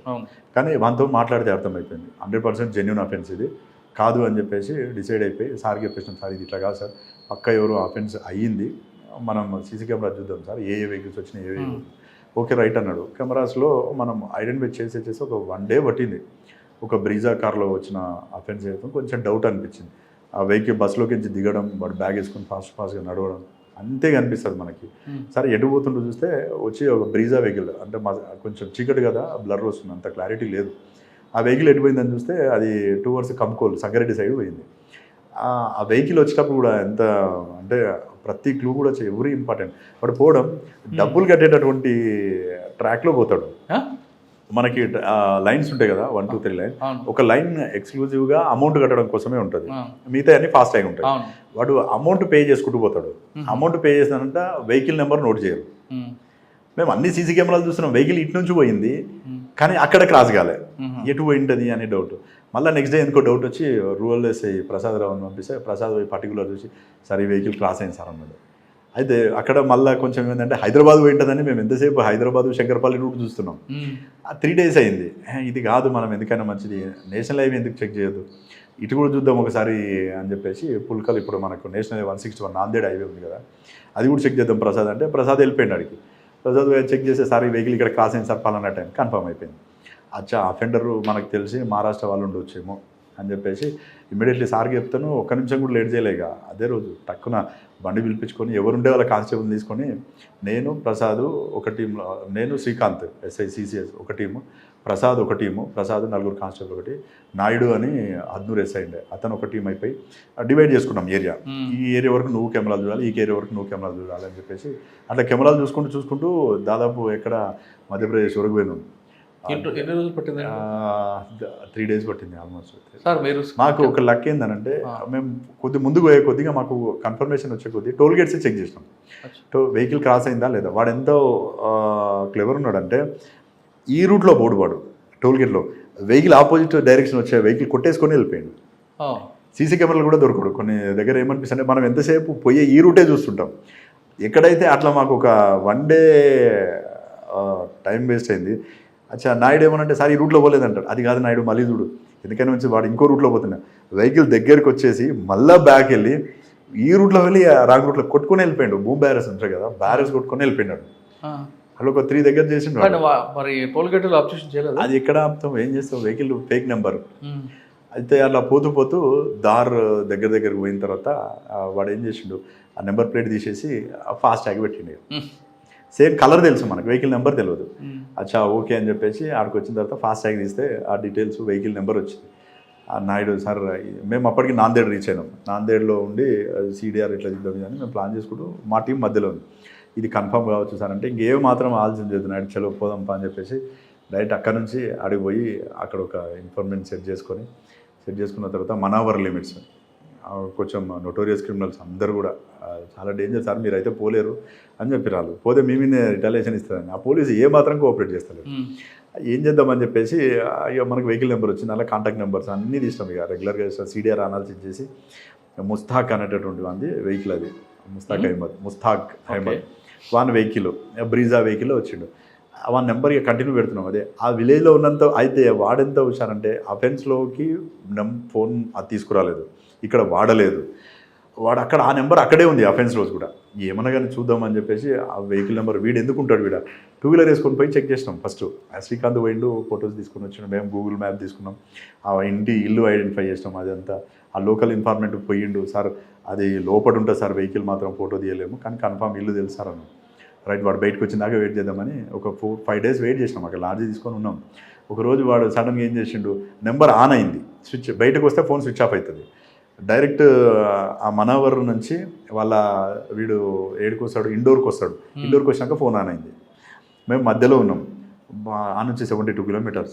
అది డైరెక్ట్ అక్కడ ఆన్ అయింది. పోయేటప్పుడు ఏం చేద్దాం, ఎన్ని టోల్ గేట్లు ఉన్నాయో చెక్ చేసుకున్నాం. ఈ వెహికల్ క్రాస్ అయిందా, రైట్, నిన్న సాయంత్రం క్రాస్ అయింది, ఫోన్ స్విచ్ ఆఫ్ పెట్టుకొని పోయింది అని చెప్పేసి వచ్చినాం. ఫోన్ ఆన్ అవుతుంది ఆఫ్ అవుతుంది. మాకు ఏంటంటే తిరుగుతూనే ఉన్నాం కంటిన్యూ, వెంబటే పడ్డాం. ఇక వాడు వస్తూ ఒక దగ్గర హుందాయ్ షోరూమ్ దగ్గర ఆగిండు. ఏ టైప్ లొకేషన్ వచ్చింది, ఆ వెహికల్ ఆపోజిట్లో పెట్టుకొని పోతే వాడు దూరం పెట్టిండు వన్ వెహికల్. పోయి షోరూంలో క్రేటా వెహికల్ ఉండడం కోసం తిరుగుతున్నాడు. కొంచెం అయితే వన్ ఫేస్బుక్లో వన్ కొడుకువి వాళ్ళందరూ ఫోటోలు దొరికినాయి మనకు. వన్ కొడుకుని ఫస్ట్ ఐడెంటిఫై, తర్వాత వీని ఐడెంటిఫై చేసాం. తీసుకొని బండ్లో కూర్చోబెట్టుకొని వచ్చాడు షోరూంలో వెళ్ళగానే కొంచెం ఎట్లయినా కానీ రానంటాడు కదా చల్ ఆ లోకల్ ఒక మాకు ఆడ ఎల్సీబీ అంటారు కదా ఆ లోకల్ క్రైమ్ కానిస్టేబుల్ ఒక హెడ్ కానిస్టేబుల్ ఇచ్చారు లోకల్ ఇన్స్పెక్టర్ని కలిస్తే ఆ హిందీలో వాళ్ళ లోకల్ లాంగ్వేజ్ తోటి మాట్లాడితే బెదిరిస్తే వచ్చి కూర్చున్నారు మై కుజ్ బి నాయకర్ అది కొద్ది దూరం వచ్చిన తర్వాత షోరూమ్ నుంచి బయటకు వచ్చాడు వాడు బయటకు అందులో నుంచే తీసుకొచ్చేసి అడిగితే ఎస్ సార్ ఫస్ట్ ఒప్పుకోలేదు అంత ఈజీగా ఒప్పుకోరు కదా తర్వాత డ్రైవర్స్లో భాగంగా ఎస్ సార్ చేసినాం అది ఇది అని అన్నాడు మిగతా అఫెండర్స్ ఎవరెవరు అంటే మొత్తం 4 వచ్చినాం సార్ అష్రాఫ్ నేను అష్రాఫ్ మెయిన్ సార్ ఇందులో అని చెప్పిండు మరి ఎట్లా చేద్దాం అది ఇది అని అంటే ఇస్తావా లేకపోతే టోటల్ టీము నీ ప్రాపర్టీస్ అన్నీ కూడా అటాచ్ చేస్తాం ప్యానిక్ చేసాం ఇక వాళ్ళ పెద్ద మనుషులు వాళ్ళు వీళ్ళు అదంతా కాదు ప్రాపర్టీ కావాల్సింది ఎక్కడ పెట్టింది చూపిస్తాను తీసుకొని పోయి అలా ఏరియాకి వెళ్ళిపోయినాం ఇక వీళ్ళు ఒక 20 మెంబర్స్ వచ్చారు లోకల్ పోలీసు కూడా వెపన్స్ తీసుకొని వస్తే ఇంటాక్ట్ ప్రాపర్టీ ఒక దగ్గర పెట్టారు ఫస్ట్ ఒక వేయింగ్ మిషన్ తెచ్చి మాకు ఎంతైతే దొరికిందని అది వెయిట్ చూపించేసి అరెస్ట్ చేసి తీసుకొని వచ్చేసాం ఇంటాక్ట్ ప్రాపర్టీ రికవర్ అయింది టోటల్ 2 kgs 990 grams 10 grams దాకా 3 kgs అందులో లక్కు కంప్లైంట్ లక్కు కానీ బాగా రిస్క్ ఆపరేషన్ మేము ఆడ ఒకరోజు ఎంటైర్ టీమ్ కానిస్టేబుల్స్ కానీ హెడ్ కానిస్టేబుల్స్ కానీ మా ఎస్ఐస్ కానీ ఎవరికి ఏ పని అప్ప చెప్తాను నిద్రపోకుండా పని చేశారు అందులో ఇంకోటి సపోర్ట్ ఏంటంటే మా డిఎస్పీ గారు ఫస్ట్ అఫెన్స్ కంటే మీరు కేర్ఫుల్ ఉండాలి ఎస్పీ గారు ఎంకరేజ్మెంట్ కూడా సూపర్ అసలు అంటే పోతున్నప్పుడు ఏంటంటే ఏం జరుగుతుందని అడగకుండా సేఫ్గా ఉండండి అది డిటెక్షన్ తర్వాత సేఫ్గా ఉండి డిటెక్ట్ చేసుకొని రండి ఆ ఏరియా కొత్త వీళ్ళు ప్రీవియస్ అఫెండర్స్ కాకపోతే ఏంటంటే వాళ్ళు రెగ్యులర్గా ఇదే అఫెన్స్ చేస్తారు ఎంటైర్ ఇండియా తిరుగుతారు వాళ్ళకి తెలియని ఏరియా లేదు తెలియని ప్లేస్ లేదు అఫెన్స్ ఓన్లీ బ్యాగ్స్ కొట్టేస్తారు వాడు కరెక్ట్ బ్యాగ్ చేస్తాడు అఫెన్స్ అమౌంట్ ఆర్ గోల్డ్ కానీ వాళ్ళకి బంగారం తీసుకొస్తారు బాంబే నుండి హైదరాబాద్ కానీ హైదరాబాద్ బాంబే వాళ్ళకి ఎలాగ ఇన్పుట్స్ వస్తున్నాయి ఇది గుడ్ క్వశ్చన్ అసలు యాక్చువల్గా అందరూ ఏమనుకుంటారు అంటే వాళ్ళే ఎవరో చెప్పింటారు అనుకుంటారు కానీ మేము అది బ్రేక్ చేద్దామని ట్రై చేస్తాం ముందేమని కాదు అయితే మా దగ్గర అఫెన్స్ 26th నైట్ తెల్లవారితే 27 వాడు 22nd రోజే ఇక్కడికి వచ్చిండు వీడు ఏం చేస్తాడంటే ఒక ఏరియా చూజ్ చేసుకుంటాడు ముంబై ఏరియా చూజ్ చేసుకుంటాడు ఆ ముంబై ఏదైతే ఈ ట్రావెల్స్ పోతాయో ఆ ట్రావెల్స్ హాల్ట్ అయ్యేటటువంటి దాబా చూజ్ చేసుకొని ఆరెంజ్ ట్రావెల్స్లో ఎక్కువ మార్వాడీస్ ట్రావెల్ చేస్తారని మీకు నమ్మకం అంతే వాస్తవం కూడా వాళ్ళు కూడా ఎక్కువ ఆరెంజ్ ట్రావెల్స్ కంఫర్ట్ ఎక్కువ ఉంటుందని చెప్పేసి అందులో ట్రావెల్ చేస్తారు 23rd రోజు వచ్చి బస్ చెక్ చేసిండు అన్ని బస్ చెక్ చేసిండు ఏ బ్యాగ్లో లేదు 24th వచ్చిండు మనకి వర్కౌట్ కాలేదు 25th వచ్చిండు వర్కౌట్ 26th వచ్చిండు అసలు యాక్చువల్గా ఆ కంప్లైంట్ ఎవరైతే ఉన్నారో ఆశీష్ ఆ దిగి వాటర్ బాటిల్ కొంచెం దిగిండు అదే టైంలో వీడు పైకి పోయిండు వీని లక్ అంతే ఆ పోవడం బ్యాగ్ కరెక్ట్ ఐడెంటిఫై చేస్తారు టక్కున కట్ చేస్తారు తీసుకున్నారు జేబులో పెట్టుకున్నారు వెళ్ళిపోయారు ఆ వీడియోస్ కూడా ఉన్నాయి కానీ ఇందులో మార్వాడి వాళ్ళ వైపు నుంచి వీళ్ళకు కాంటాక్ట్స్ లేవు అయితే ఇంకొక గ్యాంగ్ ఉందని చెప్పిండు వాడు డీటెయిల్గా ఎంక్వైరీ చేసినాం వేరే గ్యాంగ్ ఉండొచ్చు అని మాకు లేదు సార్ అన్నాడు ఆ సీడియర్స్ కూడా అనాలిసిస్ చేసినాం ఎందుకంటే ఇందులో వాడు ఒకరోజు అఫెండ్ చేస్తే వాడు ఎవ్రీ మూమెంట్ తెలిసిపోతాయి కదా వాడు కంటిన్యూ వాడు ముంబై నుంచి బయలుదేరక ముందు నుంచే వీడు ఇక్కడ వచ్చి బస్సులు చెక్ చేస్తుండు వర్కౌట్ కావాలని చెప్పేసి దానికంటే ముందు రోజు సేమ్ చౌటుపల్ దగ్గర కూడా అఫెన్స్ అయింది అక్కడ అది వేరే టీం చేసింది అక్కడ సార్ మీ దగ్గర బ్రేక్ అయిన తర్వాత మళ్ళీ అది సేమ్ ఏమవుతుంది కూడా జరిగింది కదా మా దగ్గర అయిన తర్వాత వీళ్ళు చేయలేదు ఇంకా చౌటుపల్లో చేశారు దానికంటే ముందు రోజు చేశారు వాళ్ళు అది వేరే గ్యాంగ్ చేశారు మేము ఇది లీడ్ తీసుకొని వాళ్ళకి చెప్తే వాళ్ళు కూడా రికవర్ చేశారు అక్కడ కాకపోతే అక్కడ అఫెండర్ను లిఫ్ట్ చేయడం చాలా కష్టం వన్స్ అఫెండర్ లిఫ్ట్ చేసినాము అని అంటే మనం టాక్టిఫుల్గా మాట్లాడితే ప్రాపర్టీ ఇచ్చేస్తారు మనం వాడిని ప్యానిక్ చేయగలగాలి నీ పరిస్థితి ఇట్లా ఉంటుంది అని అంటే బెండ్ అయిపోతారు బెండ్ అయిపోయి మొత్తం ఇంటాక్ట్ ప్రాపర్టీ ఇచ్చేస్తారు కొంచెం అంటే నీతి నిజాయితీతోటి వివరించారు వాళ్ళు ఎంటైర్ వాని ఈ అసాఫ్ గాడు మిస్ అయిండు వాళ్ళ ఫ్యామిలీ ఏదైతే ఉందో వాళ్ళ దగ్గర ఉండే గోల్డ్ ఎంటైర్ తీసుకొచ్చి ఇచ్చేయమంటే మొత్తం ఇచ్చేసారు అందులో ఒక 13 తులాస్ గోల్డ్ మాత్రం ఇది తీసుకుపోయి అక్కడ వేరే వాని ఇంట్లో పెడితే వాడు తీసుకున్నాడు అది ఒక్కటి రికవర్ కాలేదు అది కూడా చాలా ట్రై చేసినాం ఎట్టి పరిస్థితులు వేయాలని మన పేరు తీసుకొని వచ్చేసాం కేసులో ఇన్వాల్వ్ చేసినాం ఏదో ఒకరు వచ్చి నేను అరెస్ట్ చేస్తాం కంపల్సరీ అని చెప్పాను వాడు చెప్పిండు ఇది దొరికిన ముస్తాక్ అఫెండర్ అట్లా చేస్తున్నావు తప్పు ఇది ముసల్మాన్ తరీకా కాదు నువ్వు ఇచ్చేయంటే కూడా వాడు ఇవ్వలేదు ఇక అది తప్ప మొత్తం ఇంటాక్ట్ రికవరీ సార్ మీరు టోల్ గేట్ల మీద ఎక్కువ డిపెండ్ అవుతారు కదా టోల్ గేట్ వెళ్ళగానే వాళ్ళు కోఆపరేట్ చేస్తారా మీకు చేస్తారు టోల్ గేట్లో మనకు చేయాల్సి కదా ఏ స్టేట్ అయినా సార్ కన్సర్న్ అయితే మనకి వాస్తవంగా ఏంటంటే మధ్యప్రదేశ్ పోయిన తర్వాత వాళ్ళు చూపించలేదు. నైట్ పోయినాం మేము, అసలు నిద్ర లేకుండా చేసినాం 3-4 డేస్ కంటిన్యూగా. వాళ్ళు కోఆపరేట్ చేయకపోతే రిక్వెస్ట్ చేసినాం, ఇక ఇట జరిగింది. కొన్నిసార్లు అబద్ధాలు కూడా చెప్పాల్సి వస్తుంది. ఒక పాపం పెళ్ళి అయ్యే ఆడపిల్ల సొమ్ము తీసుకొని వచ్చారు, వాళ్ళ ఫాదర్ ఏదో ఇలా చేసుకొని సూసైడ్ చేసుకుంటూ ఇది పాపం జరుగుతుంది అది అని చెప్పి రిక్వెస్ట్ చేస్తే వాళ్ళు ఏదో అరే ఇంత కష్టపడింది ఇట్లా జరిగిందా ఐజా ఒక ఠీక్ అని చెప్పేసి టెక్నీషియన్ పిలిపించి మరి టెక్నీషియన్ లేకున్నా ఒక 2-3 టోల్ గేట్లలో చూపించారు. అట్లా ఆ టైంకి ఏదో ఒక కథ చెప్పాల్సి వస్తుంది. సార్ జారాబాద్ వచ్చి 3 నెలలు అయింది కదా మీరు? ఎస్, 3 నెలలు ఫస్ట్ కేసు డిటెక్ట్ అయిపోయింది. అవును. ఇంకా పెండింగ్ ఉన్నాయి ఇక్కడ అట్లాంటి కేసులు అయితే ఏం లేవు ఇంకా. మొత్తం కూడా డిటెక్ట్ అయింది. తర్వాత అయినా 2 గ్రేవ్ కేసులు కూడా డిటెక్ట్ అయినాయి. తర్వాత ఈ మధ్యకాలంలో ఒకటి సెన్సేషన్ ఏంటంటే 2 కమ్యూనల్ ఇష్యూస్ కావడం జరిగింది. మనకు పబ్లిక్ తోటి ఉండేటి ర్యాపో కానీ ఆఫీసర్స్ సపోర్ట్ కానీ ఏంటంటే చెప్తే విన్నారు. మాకు ఇంత టైం ఇవ్వండి, ఒక 4 hours 5 hours టైం ఇవ్వండి, ఎవరు ఇన్వాల్వ్ ఉంటే వాళ్ళని అరెస్ట్ చేస్తామని చెప్పినాం. వాళ్ళకి ఇచ్చిన టైం కంటే ముందే అరెస్ట్ చేసినాం. అరెస్ట్ చేసి చెప్పేసినాం వీళ్ళని అరెస్ట్ చేసినాం. వాళ్ళకు కూడా నమ్మకం ఏంటంటే సార్ చెప్పిందంటే 100% చేస్తారని. అంత పెద్ద ఇష్యూ ఆఫీసర్స్ ఏదో జరుగుతుంది అని చెప్పేసి బయట నుంచి ఫోర్స్ని కూడా పిలిపించి రెడీ పెట్టారు. ఒక 100-150 మెంబర్స్ని పెట్టినా కానీ వద్దు సార్ అసలు అవసరమే లేదు, 100% అరెస్ట్ చేస్తాం, చెప్తే వింటారు. ఫస్ట్ హిందువుల ఇష్యూ జరిగింది, తర్వాత ముస్లింల ఇష్యూ జరిగినా కానీ చెప్తే వాళ్ళు మనకి ఏంటంటే సార్ చెప్తే వింటాడు, మన ఇంటి మనిషి ఏదైనా చేస్తాడు. వాళ్ళకి ఏంటంటే మనం వాళ్ళకి ఏ సమస్య వచ్చినా పోయి నిలబడి చేయగలిగితే ఆ నమ్మకం ఒకటి కావాలి. మెయిన్ మిక్స్డ్ కమ్యూనిటీ ఏరియాలో అదే చూస్తారు వాళ్ళు. వితౌట్ ఎక్స్పెక్టేషన్స్ మనం ఆనెస్ట్గా పని చేయగలిగితే వాళ్ళు దేనికైనా రెడీ ఉంటారు. వాడే తీసుకొచ్చి అప్ప చెప్తారు, ఏ బుడ్డ ఏ ఐసా కర్ర ఐసా ఏ బందా ఇంకో పకడు అని చెప్పి చెప్తారు. సార్ ఇక్కడ జారాబాద్లో ఇంకొక క్రైమ్ ఉంటుందండి, రోడ్ యాక్సిడెంట్స్ ఒకటి ఉంటాయి. 2 బీదర్ నుంచి వచ్చే క్రైమ్ జరుగుతుంటుంది. ఇరానీ గ్యాంగ్ అంటే మీ దగ్గర చేయకపోయినా అటు సిటీలో కొట్టుకొని మీ వైపు నుంచి వచ్చి ఎస్కేప్ అవుతుంటారు. అటువంటి దొరికారు మీకు? ఇరానీ గ్యాంగ్స్ ఇంతకుముందు నేను ఎస్ఐ ఉన్నప్పుడు చేసిరు వాళ్ళు. ఇరానీ గల్లీ ఉంది మనకు బీదర్లో. కాకపోతే ఆ ఇరానీ గల్లీలో ఉండేటటువంటి ఎవరైతే ముస్లిమ్స్ ఉన్నారో ఇరానీ గ్యాంగ్స్ వాళ్ళు ఇప్పుడు చేయట్లేదు. వాస్తవం కూడా తగ్గించారు. ఇంతకుముందు బాగా చేసేవాళ్ళు, సూడో పోలీస్ కానీ అది చెప్పేసి స్నాచింగ్లు బాగా చేసేవాళ్ళు. ఇప్పుడు ఆ బీదర్ పోలీస్ కూడా వాళ్ళు టైట్ చేశారు. మనకి ఆడ మంచి ఇన్ఫర్మేట్స్ ఉన్నారు. వాడు అక్కడ ఇరానీ గల్లీ నుంచి అఫెండర్ లిఫ్ట్ చేయలేము, పోలీస్ కోఆపరేషన్ అప్పుడు తక్కువ ఉంది. వాడు బయటకు వచ్చినప్పుడే లిఫ్ట్ చేయాలని. వన్స్ లిఫ్ట్ చేసినామంటే రికవర్ అవుతుంది. ఆడ ఎందుకంటే రావట్లేదు చేయట్లేదు. కాకపోతే ఇరానీ వాళ్ళు ఏంటంటే వాళ్ళు ఇంట్లో వంట చేసుకోరు, కంప్లీట్ హోటల్ మీద డిపెండ్ అవుతారు. బయట ఆఫెన్స్ చేసుకుని రావాలి, వాళ్ళకి పెట్టాలి, తినాలి, ఎంజాయ్ చేయాలి. వాళ్ళ పని అదే. దొంగతనం లేనప్పుడు ఏంటి? దొంగతనం కంపల్సరీ చేస్తూనే ఉంటారు వాళ్ళకి. అదే పని. లేదనుకోండి జైలుకి వెళ్ళినప్పుడు వేరే పని చేయరు, వాళ్ళు చేసిన దాంతో తింటారు. ఇప్పుడు ఈ మధ్యకాలంలో కొంతమంది ట్రావెల్స్, ఆ లోకల్ కొంచెం చిన్న చిన్న ఫైనాన్స్ బిజినెస్లు, పండ్లు అమ్మడం అట్లాంటివి చేస్తున్నారు. వాళ్ళు చూడడానికి కూడా స్మార్ట్గా ఉంటారు. పోలీస్ ఆఫీసర్ అని ఇమ్మీడియట్లీ చెప్తే ఆ పోలీస్ ఆఫీసర్ అక్కడ ఎస్ఐ గారు చెప్తున్నారు అని అంటే ఇమ్మీడియట్లీ నమ్ముతారు జనాలు. అంత ఈజీగా చేస్తారు. సార్ ఇక్కడ ఇంకొక అఫెండర్ దొరికే ఒక ఇష్యూ అయింది, బ్రహ్మచారి. నేను రాకముందు అయింది అది, అతని గురించి నాకు తెలియదు. కాకపోతే సిటీలో ఒకసారి బ్రహ్మచారిని సిసిఎస్ మల్కాజ్గిరి వాళ్ళు పట్టుకున్నప్పుడు నేను వెళ్ళి మాట్లాడాను. వాడు మంచి అదేంటంటే ఏదైనా సాధ్యమైంది అని చెప్తున్నాడు. బ్రహ్మచారి చాలా నోటీరియస్ క్రిమినల్ బ్రహ్మచారి. సార్ మీరు చాలా క్రిమినల్ కేసు డిటెక్ట్ చేసుకొస్తున్నారు కదా, మీకు మెయిన్ గోల్ ఏముందండి? వాస్తవంగా ఏంటంటే మనం ఎక్కడ పని చేసినా కానీ ఒకటి ఏంటంటే మనం చేయాల్సినటువంటి డ్యూటీ ఏదైతే ఉందో ఆనెస్ట్గా చేయాలి. పబ్లిక్లో మంచి పేరు తీసుకొస్తే మనతో పాటు ఆర్గనైజేషన్ కూడా మంచి పేరు వస్తుంది. ఎందుకంటే మనము ఎంత కష్టపడి ఏది చేసినా కానీ ఎంత అంటే ఎక్కడ లేనటువంటి సాటిస్ఫాక్షన్ ఒక కంప్లైంట్ సాటిస్ఫై అయినప్పుడు అతని కళ్ళలో మనకు కనిపిస్తుంది. అట్లాంటి సాటిస్ఫాక్షన్ నాకు చాలాసార్లు చూశాను నేను. పూర్ పబ్లిక్ మన దగ్గరికి వచ్చినప్పుడు వాళ్ళు ఏదో ఎక్స్టర్నల్ పెయిన్ ఉంటుంది వాళ్ళకి, వాళ్ళు ఏదో ఆశించరు, చిన్న చిన్న సాయం కోసం వస్తారు. మనం దాన్ని స్పందించి కనుక వాళ్ళకి మనం చేయగలిగితే వాళ్ళ కళ్ళలో ఉండేటటువంటి ఆనందం అది మనము 1 కోటి రూపాయలు ఎవరైనా ఇచ్చినా కానీ సంపాదించినా కానీ అట్లాంటి ఆనందం ఎక్కడ దొరకదు. ఇది నాకు చాలాసార్లు జరిగింది. నేను చాలాసార్లు చూసిన ఆ సాటిస్ఫాక్షన్ కోసమే చాలాసార్లు ఎవరైనా ఫస్ట్ వచ్చేటువంటి పబ్లిక్కి మనమే ముందే వెళ్ళిపోయి సాయం చేయాలనిపిస్తుంది. అట్లాంటి పబ్లిక్ వస్తారు. కొన్ని సందర్భాల్లో ఆటో డబ్బులు లేని వాళ్ళు కూడా వస్తారు.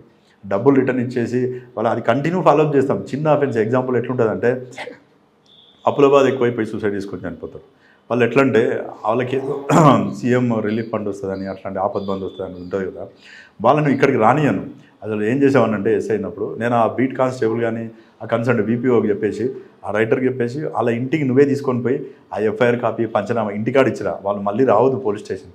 అవి వస్తానే గుర్తుపెట్టుకొని వాళ్ళ ఇంటికి పోయి ఇచ్చి వచ్చేసి ఆ విలేజ్కి పోయినప్పుడు మామూలుగా వాళ్ళతోటి ఒకసారి టచ్ చేసి చూస్తే అది ఎంత హ్యాపీగా ఫీల్ అవుతారు వాళ్ళని అంటే, ఒక ఎస్ఐ గారు మా దగ్గరికి రావడం ఏంది, గైడ్ చేస్తే అది ఎంత హ్యాపీగా ఉంటుంది అంటే నిజంగా చెప్తున్నా కదా, అది మర్చిపోలేము అసలు.